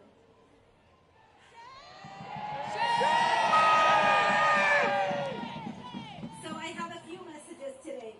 One, the first message is for you, the great people who have come from all around the states, and the people who couldn't come, but they continue to work there every day to support and stop this genocide, to support the people of Gaza and stop the genocide.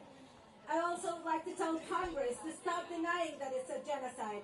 Welcoming a war criminal and a genocide maniac to Congress is shameful. Shame on you. To colleagues in healthcare here in the United States who are denying the atrocities that are being committed every day, and our medical organizations that have not said a word condemning the genocide. Shame on you. History is being written, and we all know, and we assure you that you are on the wrong side of history. And last but not least, to our beautiful people of Gaza, we will never surrender. We will never stop fighting for you. Stay strong. We are with you, and most importantly, Allah is with you. Free, free Palestine! Free Palestine! Long live Gaza! Long live Gaza! Gaza will prevail! Gaza will prevail! Gaza shall prevail! Gaza shall prevail! War criminals should be held accountable. War criminals should be held accountable. Thank you.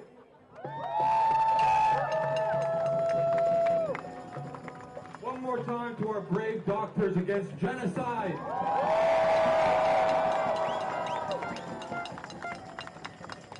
Just so you guys know, all the blockades that we've been talking about throughout the day, all sorts of people have been involved in them. One of the blockades was led by the students in the area. The same students who the heavy hand of police repression, both from the federal government and local authorities, when they brutalized them on George Washington's campus. Why? For speaking up against Palestine. Yes, change. And so it is my deep honor and pleasure to introduce our next speaker from the DMV Students for Justice in Palestine Coalition. Please give it up for Noor.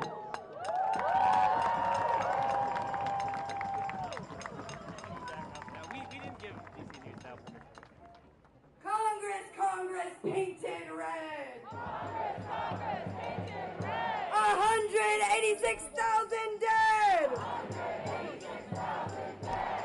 BB, you can't run away. BB, you can't run away. The Intifada's here to stay.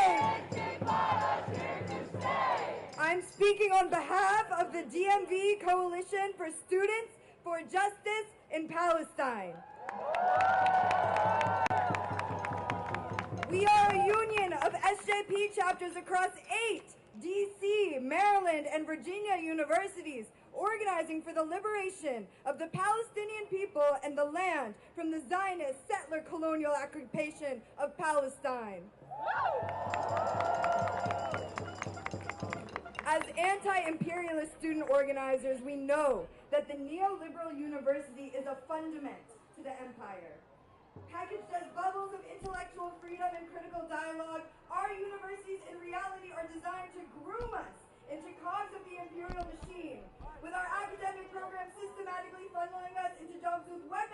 manufacturers, the federal government, banks, mainstream media outlets, and the U.S. military. Shame!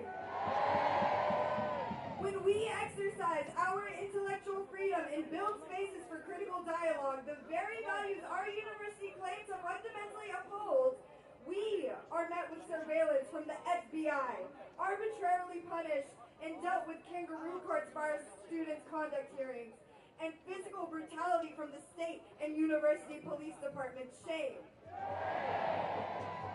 All for speaking out about Palestine, students at the George Washington University are experiencing the collusion between the university and the imperial state firsthand. From the brutal May 8th raid of the DMV SJP encampment to Foggy Bottom's request that student organizers maintain a stay-away zone. They cannot step foot on their own campus. The actions of the state against our comrades has been dictated by the will of the university to protect its capitals and its interests and collusion with the Zionist regime. We call on our community to call out GW's racist and repressive administration.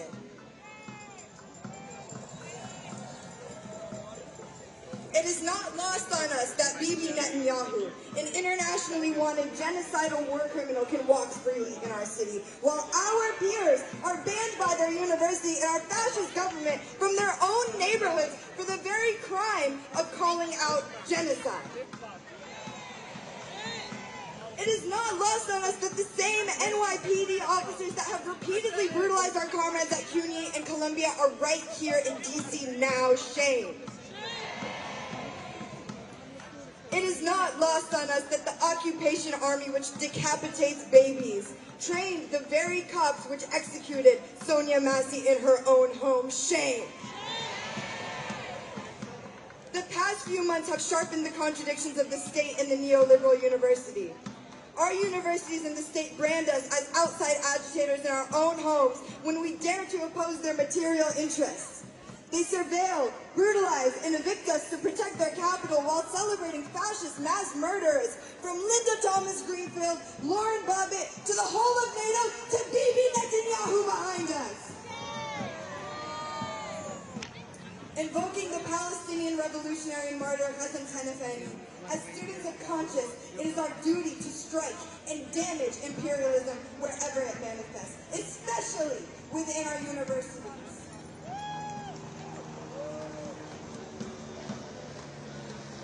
We operate in service of the world revolution, in service of realizing liberation and justice for all colonized, imperialized, and exploited peoples. We call on all students, all people of conscience, to get organized in the collective struggle for liberation from the imperialist death machine. The imperial beast is nothing more than a paper tiger. It appears tough, but inequality is a crime.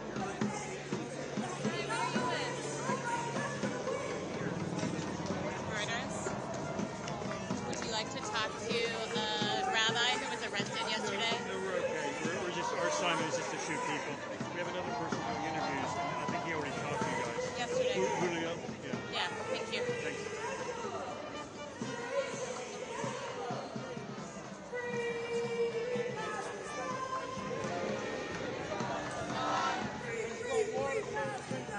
Free, free, free Palestine! Free, free Palestine! Free, free Palestine! Free, free, free Palestine! Free, free, free Palestine!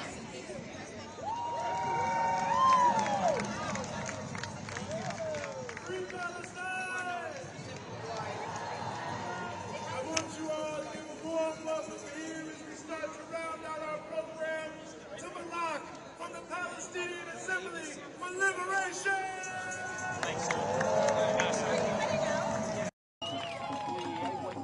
Good morning, DC! Today is a profoundly distressing day to be a Palestinian in America.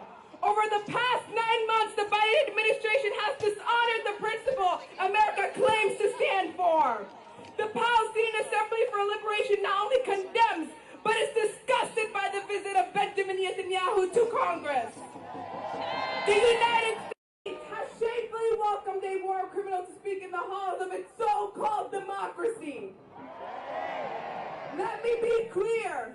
We oppose all interactions with the settler colonial regime of Israel. We are witnessing a 9 months of an ongoing genocide orchestrated by Netanyahu, with reports indicating the murder of 186,000 Palestinians. It is shameful that the United States, instead of denouncing these actions, has openly embraced Netanyahu, a man who has orchestrated the slaughter of Palestinians. The U.S. only welcomed Netanyahu, but has also provided tens of billions of dollars in weapons, thus complicit in these crimes. The blood of innocent Palestinians stains their hands, and this support is nothing short of disgraceful. U.S. leaders have chosen to amplify the voice of a genocidal war criminal over their own citizens, forcing us to hold this nation accountable for its unconditional support of the atrocities against Palestinians.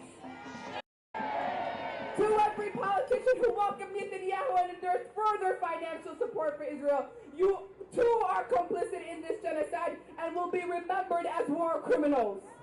And come November, we all will remember the politicians that turned a blind eye to the massacres of the Palestinian children.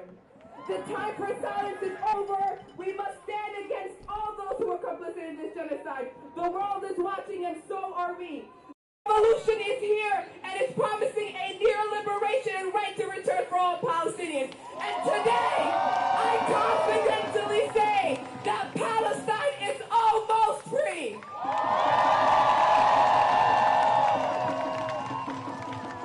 Give it up one more time for Malak. I have the honor of introducing a member of one of our strongest, fiercest youth organization on Turtle Island in the U.S. and Canada.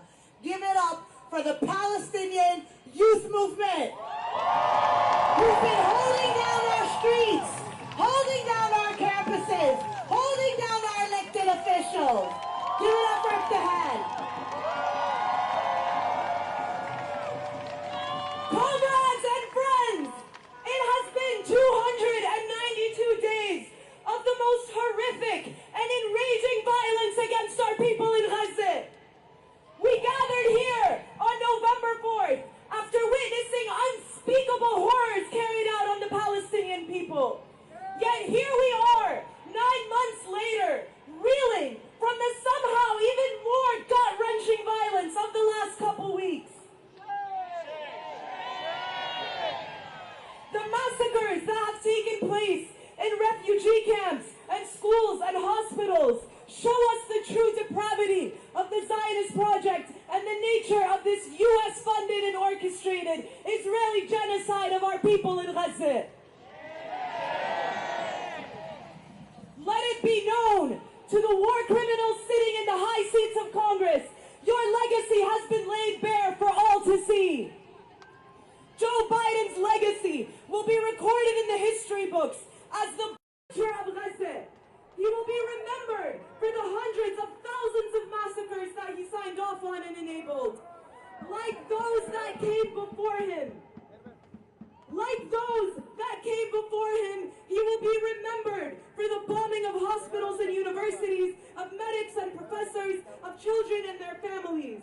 This government and this country is dripping with the blood of millions from Palestine to Iraq to Vietnam. The extermination of Palestinians is clearly a bipartisan project. The only thing that brings both parties of this nation together are issues of war and destruction that advance their greedy interests in the Arab region. Benjamin Netanyahu has made his genocidal intentions in Palestine clear for decades, and he has personally overseen the bombardment of Gaza time and time again. This is the same criminal who peddled the lie that there were weapons of mass destruction in Iraq. And now, in 2024, his intentions are just as clear as he carries out the wholesale slaughter of our people in Gaza. Netanyahu has literally and figuratively dumped his dirty laundry at the doorstep of this country And now here in D.C., he finds himself at home amongst other war-loving criminals who would gladly bankroll his genocidal intent in their attempts to destroy our region. But we stand here to show Netanyahu and all the members of Congress the blood of the Palestinian people is not cheap.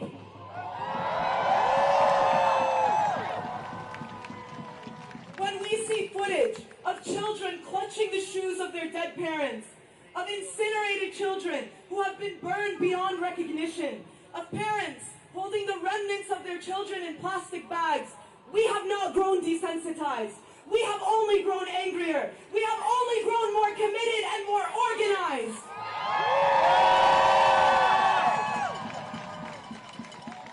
We bear witness to the murder of Hind Rajab and Rifat al-Arair and Rushdie Sarraj.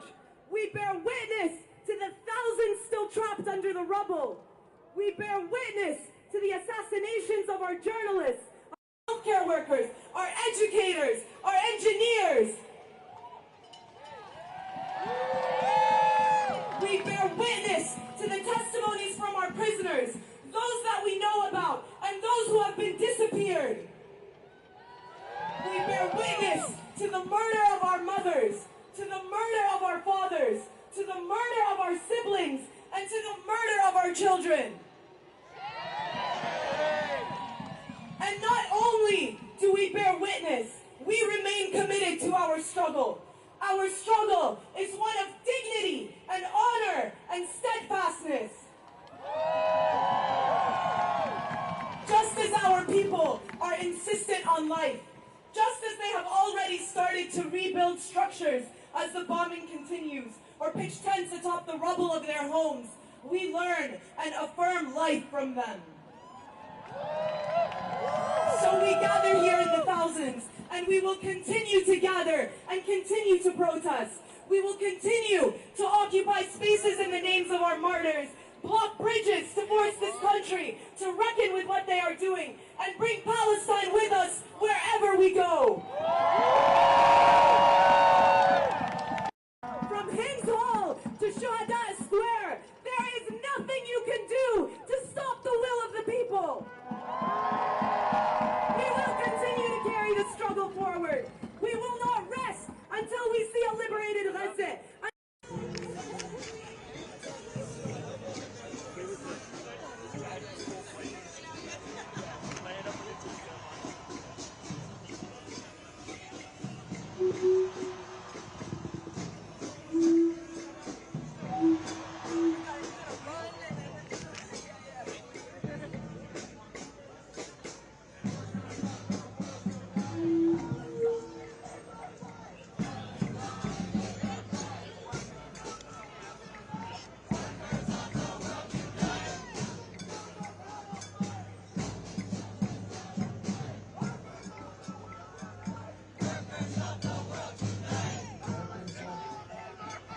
Palestine is our fight.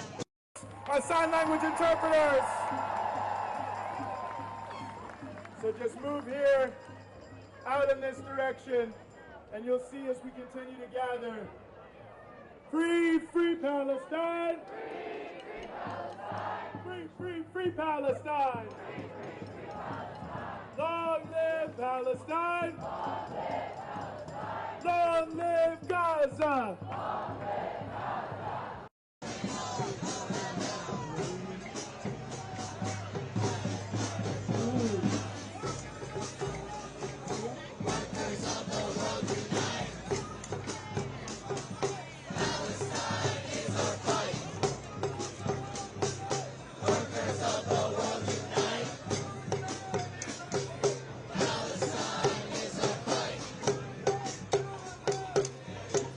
To rebel.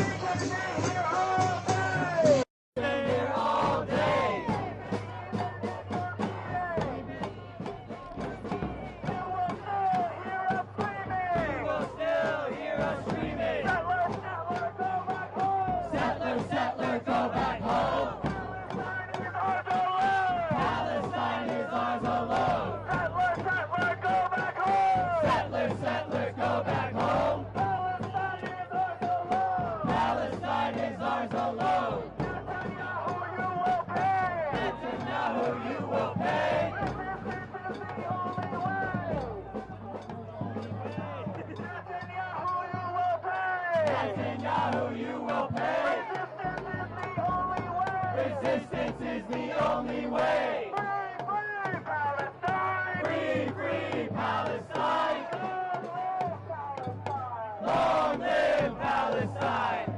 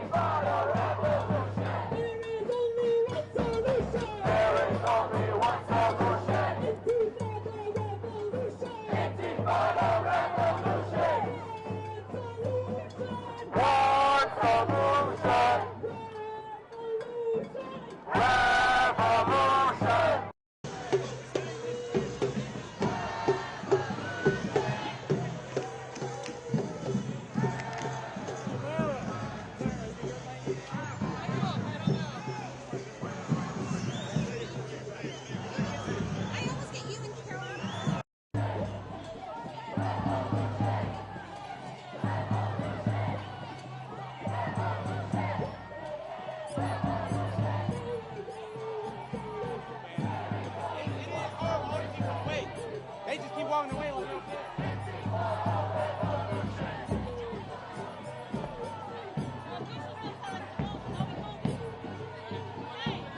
Everyone, we're going straight. No turning. Go that way. That way.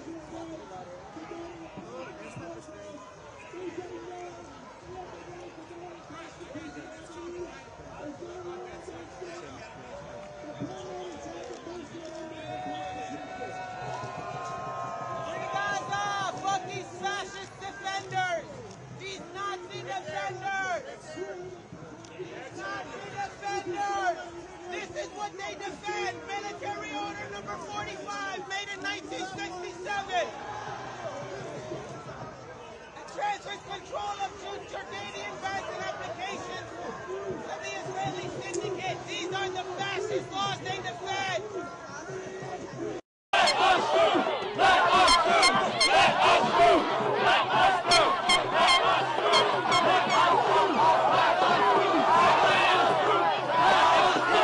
Let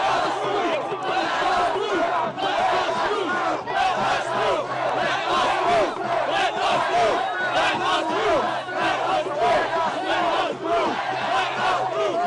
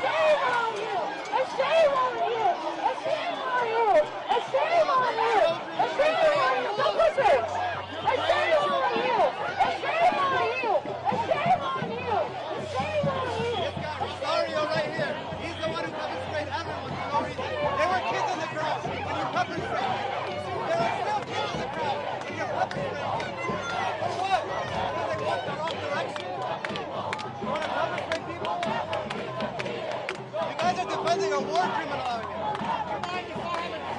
Where are you even from? USCP? Rosario, we're gonna remember you, bro.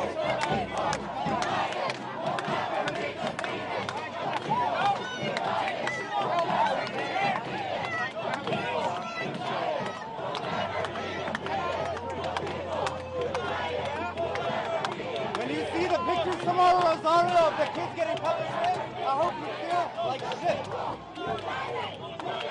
Yeah.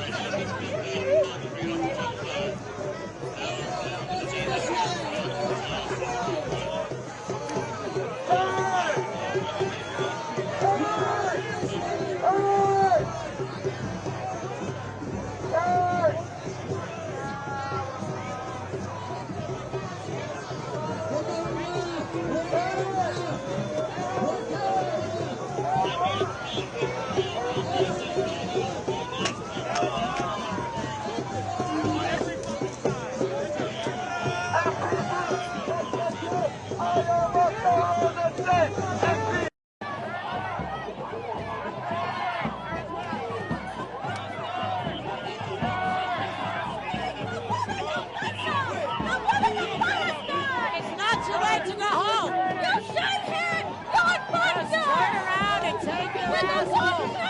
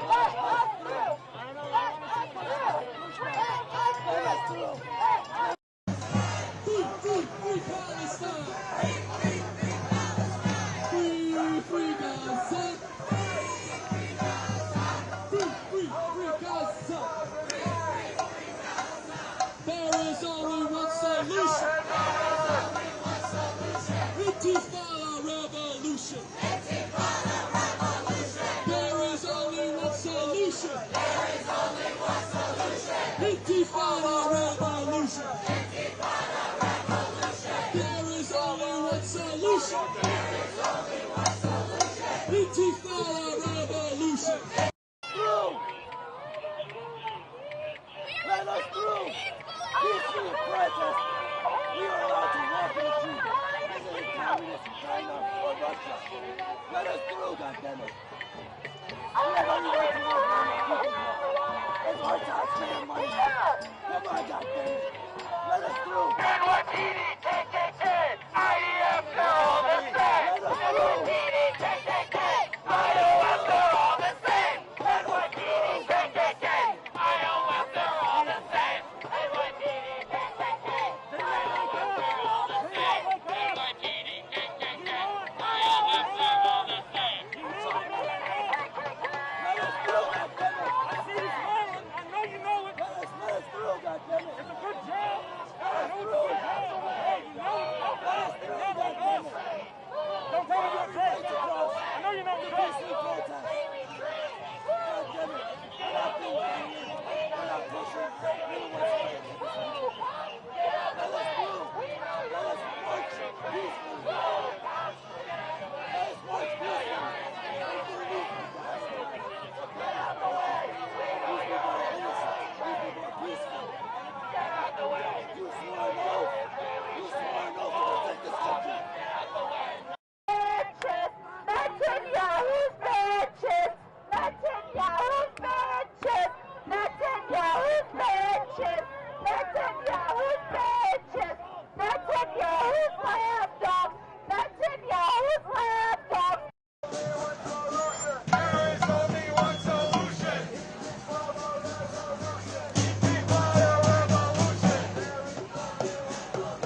There is only one solution.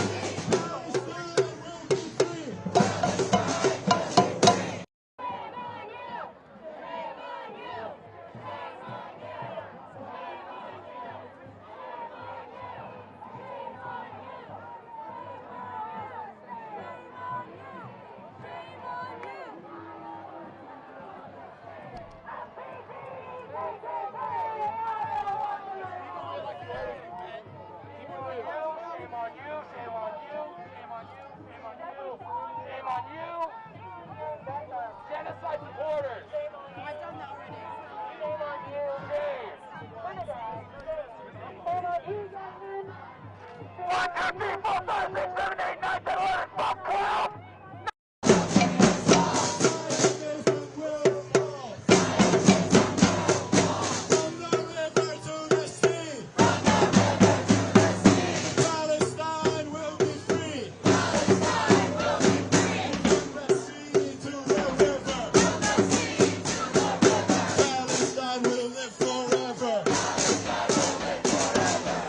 Justice, you say how?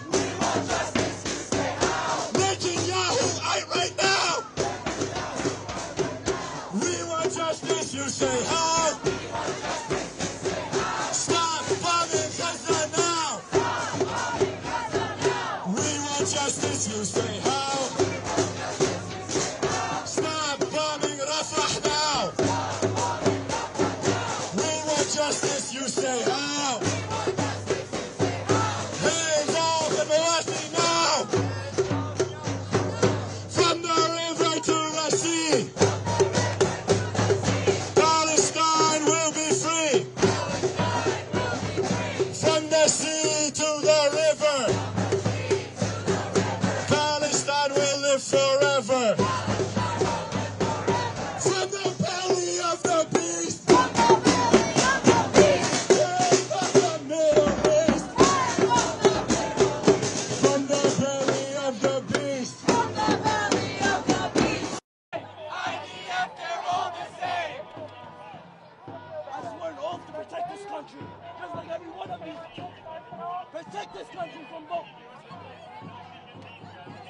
Damn shame. It's a damn shame that you are the ones that we have to rely on to protect us, to protect our Constitution. It's a damn shame.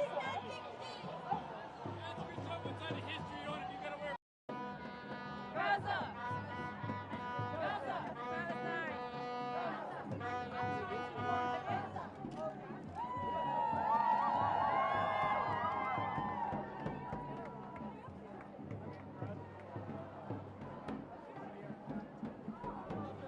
Twitch doesn't get it. If Janine doesn't get it. If Kalala doesn't get it.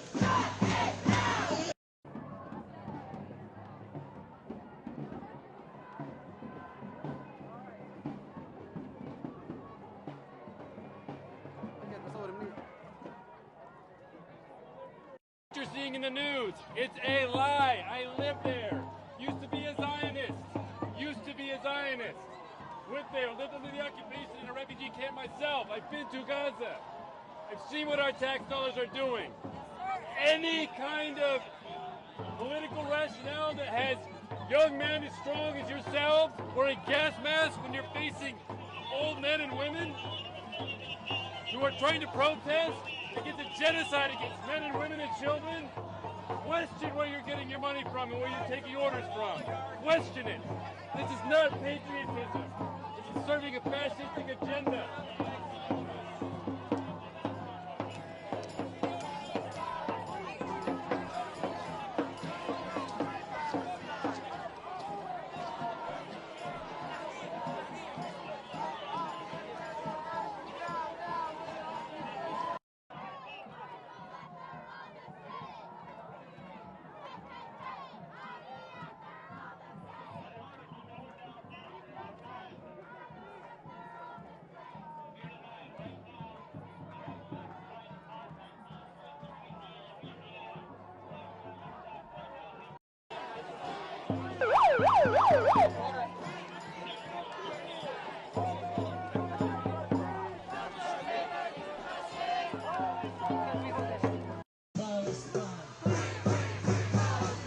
From the river to the sea, Palestine will be free. From the river to the sea, Palestine will be free. And from the sea to the river, Palestine will live forever.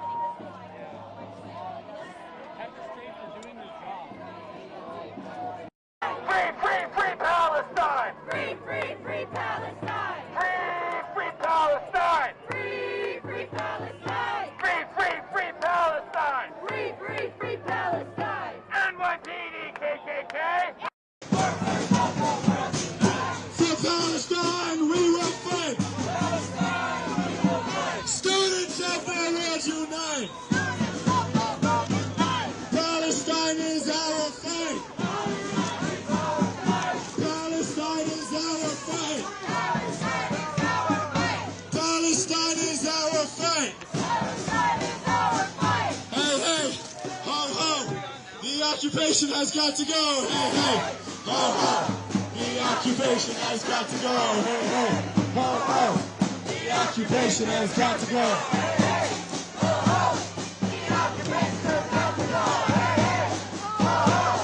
The occupation has got to go. Hey, hey. Ho, ho. The occupation has got to go.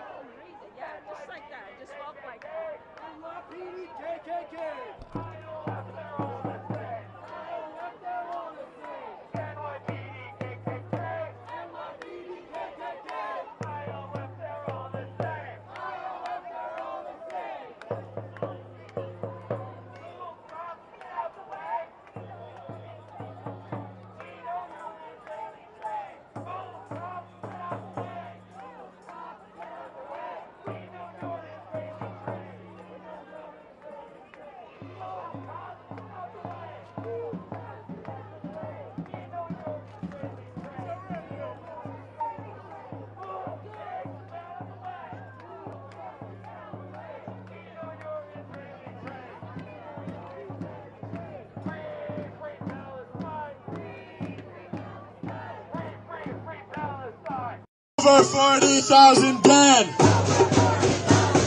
Can't raise your hands are red. Over 40,000 dead. Every one of your hands red.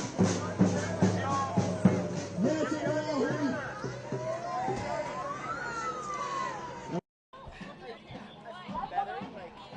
It's just a bird.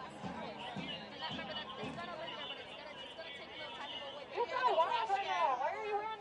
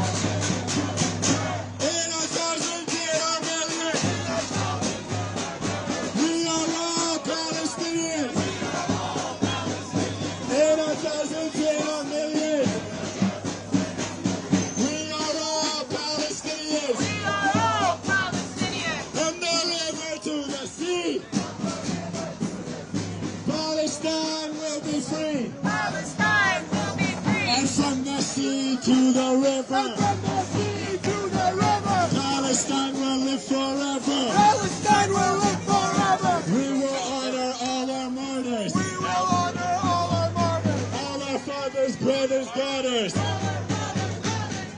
We will honor all our martyrs. All our sons and cousins, daughters. From the river to the sea. Palestine will be free. And from the sea to the river. Palestine will live forever. Palestine will live forever. Israel will fall.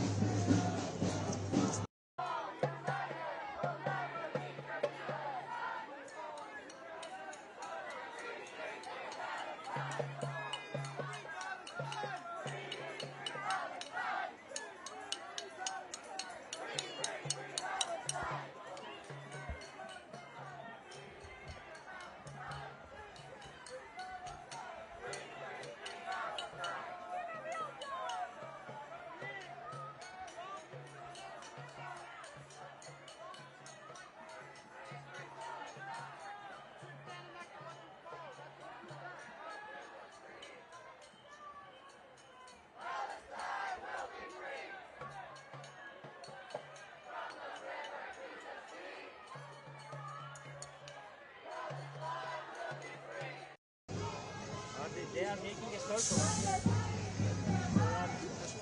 Endless. Okay, see you. Yeah, just stop when you feel like you have it.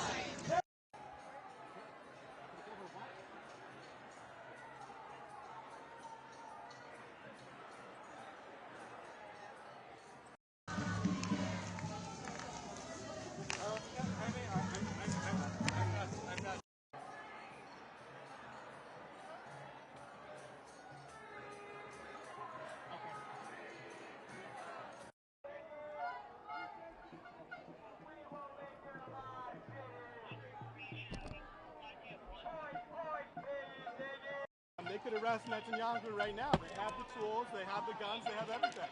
Well, They're just choosing to defend the war They're criminals. Democrats against genocide and apartheid.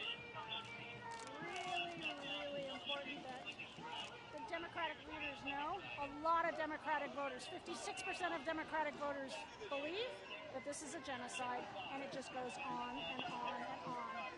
56% is over half. Yeah, 56% of Democratic voters believe that this is a genocide. And people like Hakeem Jeffries and Chuck Schumer see fit to invite Netanyahu to speak when 56% of their voters who are polled believe this is a genocide. It's unforgivable.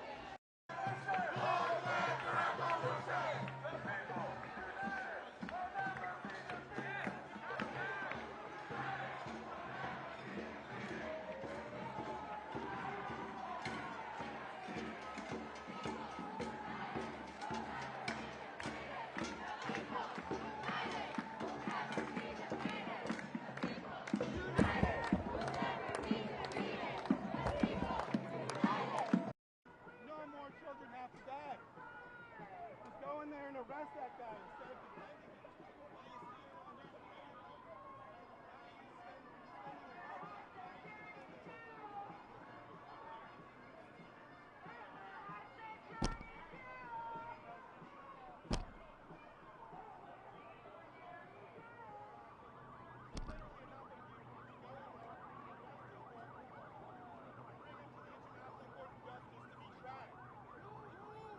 You can do it. You guys can arrest the war criminals. We can't do it. We don't have guns. We don't have shields. We don't have batons. Literally, you're defending them out here trying to stop us from getting in there. Instead of arresting.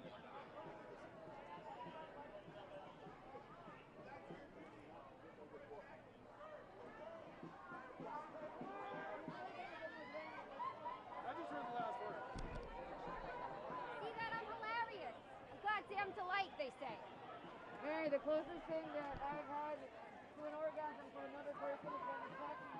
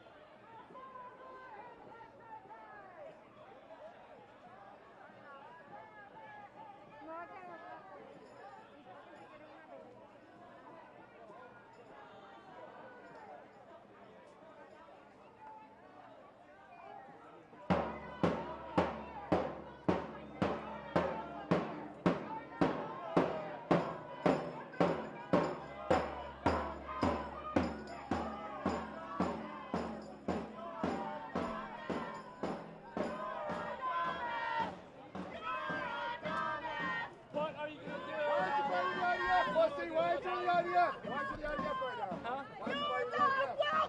Why aren't you fighting with the IDF? Fuck IDF. I don't care about IDF. I care about America. Yeah, we should stop sending money to Israel, right? You agree? You agree we should stop sending money to Israel, right? So we should stop sending money to Israel, you agree, right? We should stop sending American... No, I can talk to him. It's okay. It's okay. I can talk to him. I'm a big man. It's okay. Give him attention. Let's go around the corner. I mean, you're a federal district, yo. What's in you? I live in Maryland. Let's go. No. Welcome. I thought so. Hold on a second. So why do you support America sending money to Israel? Not really, because it's our money. Right, so we're on the same side on that. So what are you mad about? They said in 1 minute. All right. Oh, so you're just trying to be provocative. Okay. Yeah. Okay. But we agree that we should stop sending money to Israel to support Ukraine. Yeah, of course. I agree. So what's the problem? We agree. It's my fight.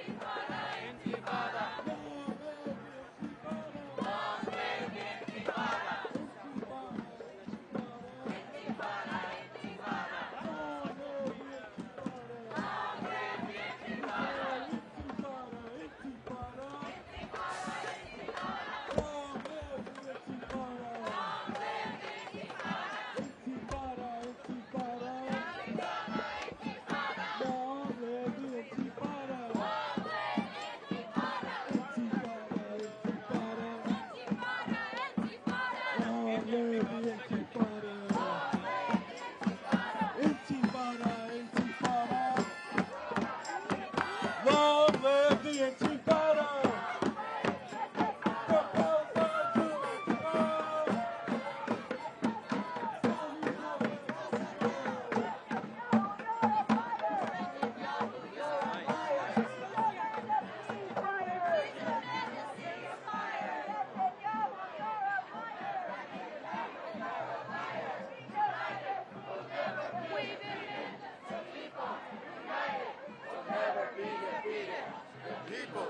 United will never be defeated. United will never be defeated. Zionism in the South. Shut it down. Shut it down. Zionism in the South. Zionism in the South. Shut it down. Shut it down. Oh, Zionism in the South. Zionism in this town. Shut it down. Shut it down. Oh, Zionism in the South. Zionism in this town. People united will never be defeated. The people united will never be defeated. The people united will never be defeated. The people united will never be defeated. The people united will never be defeated. The people united will never be defeated. The people united will never be defeated. The people united. United. The people will never be defeated. United will never be defeated. The people united will never be defeated. The people united.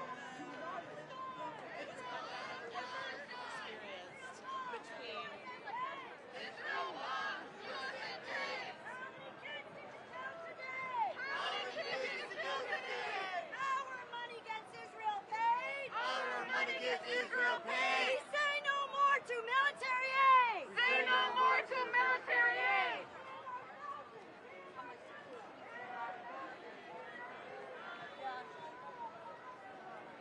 We'll keep exposing the Zionists.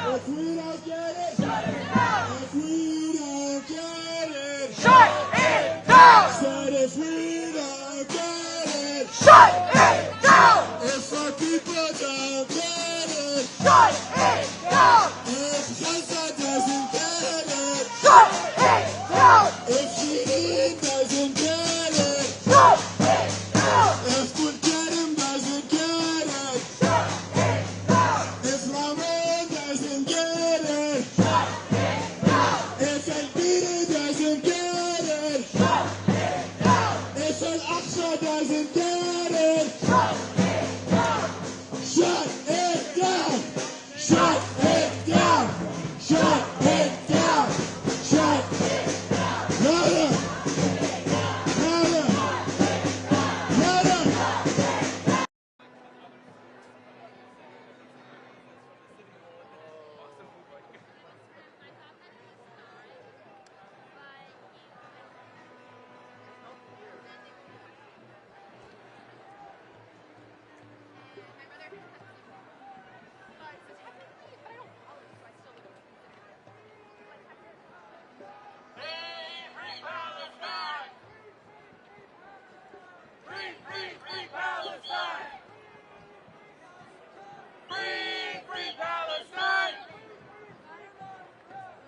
Free Palestine!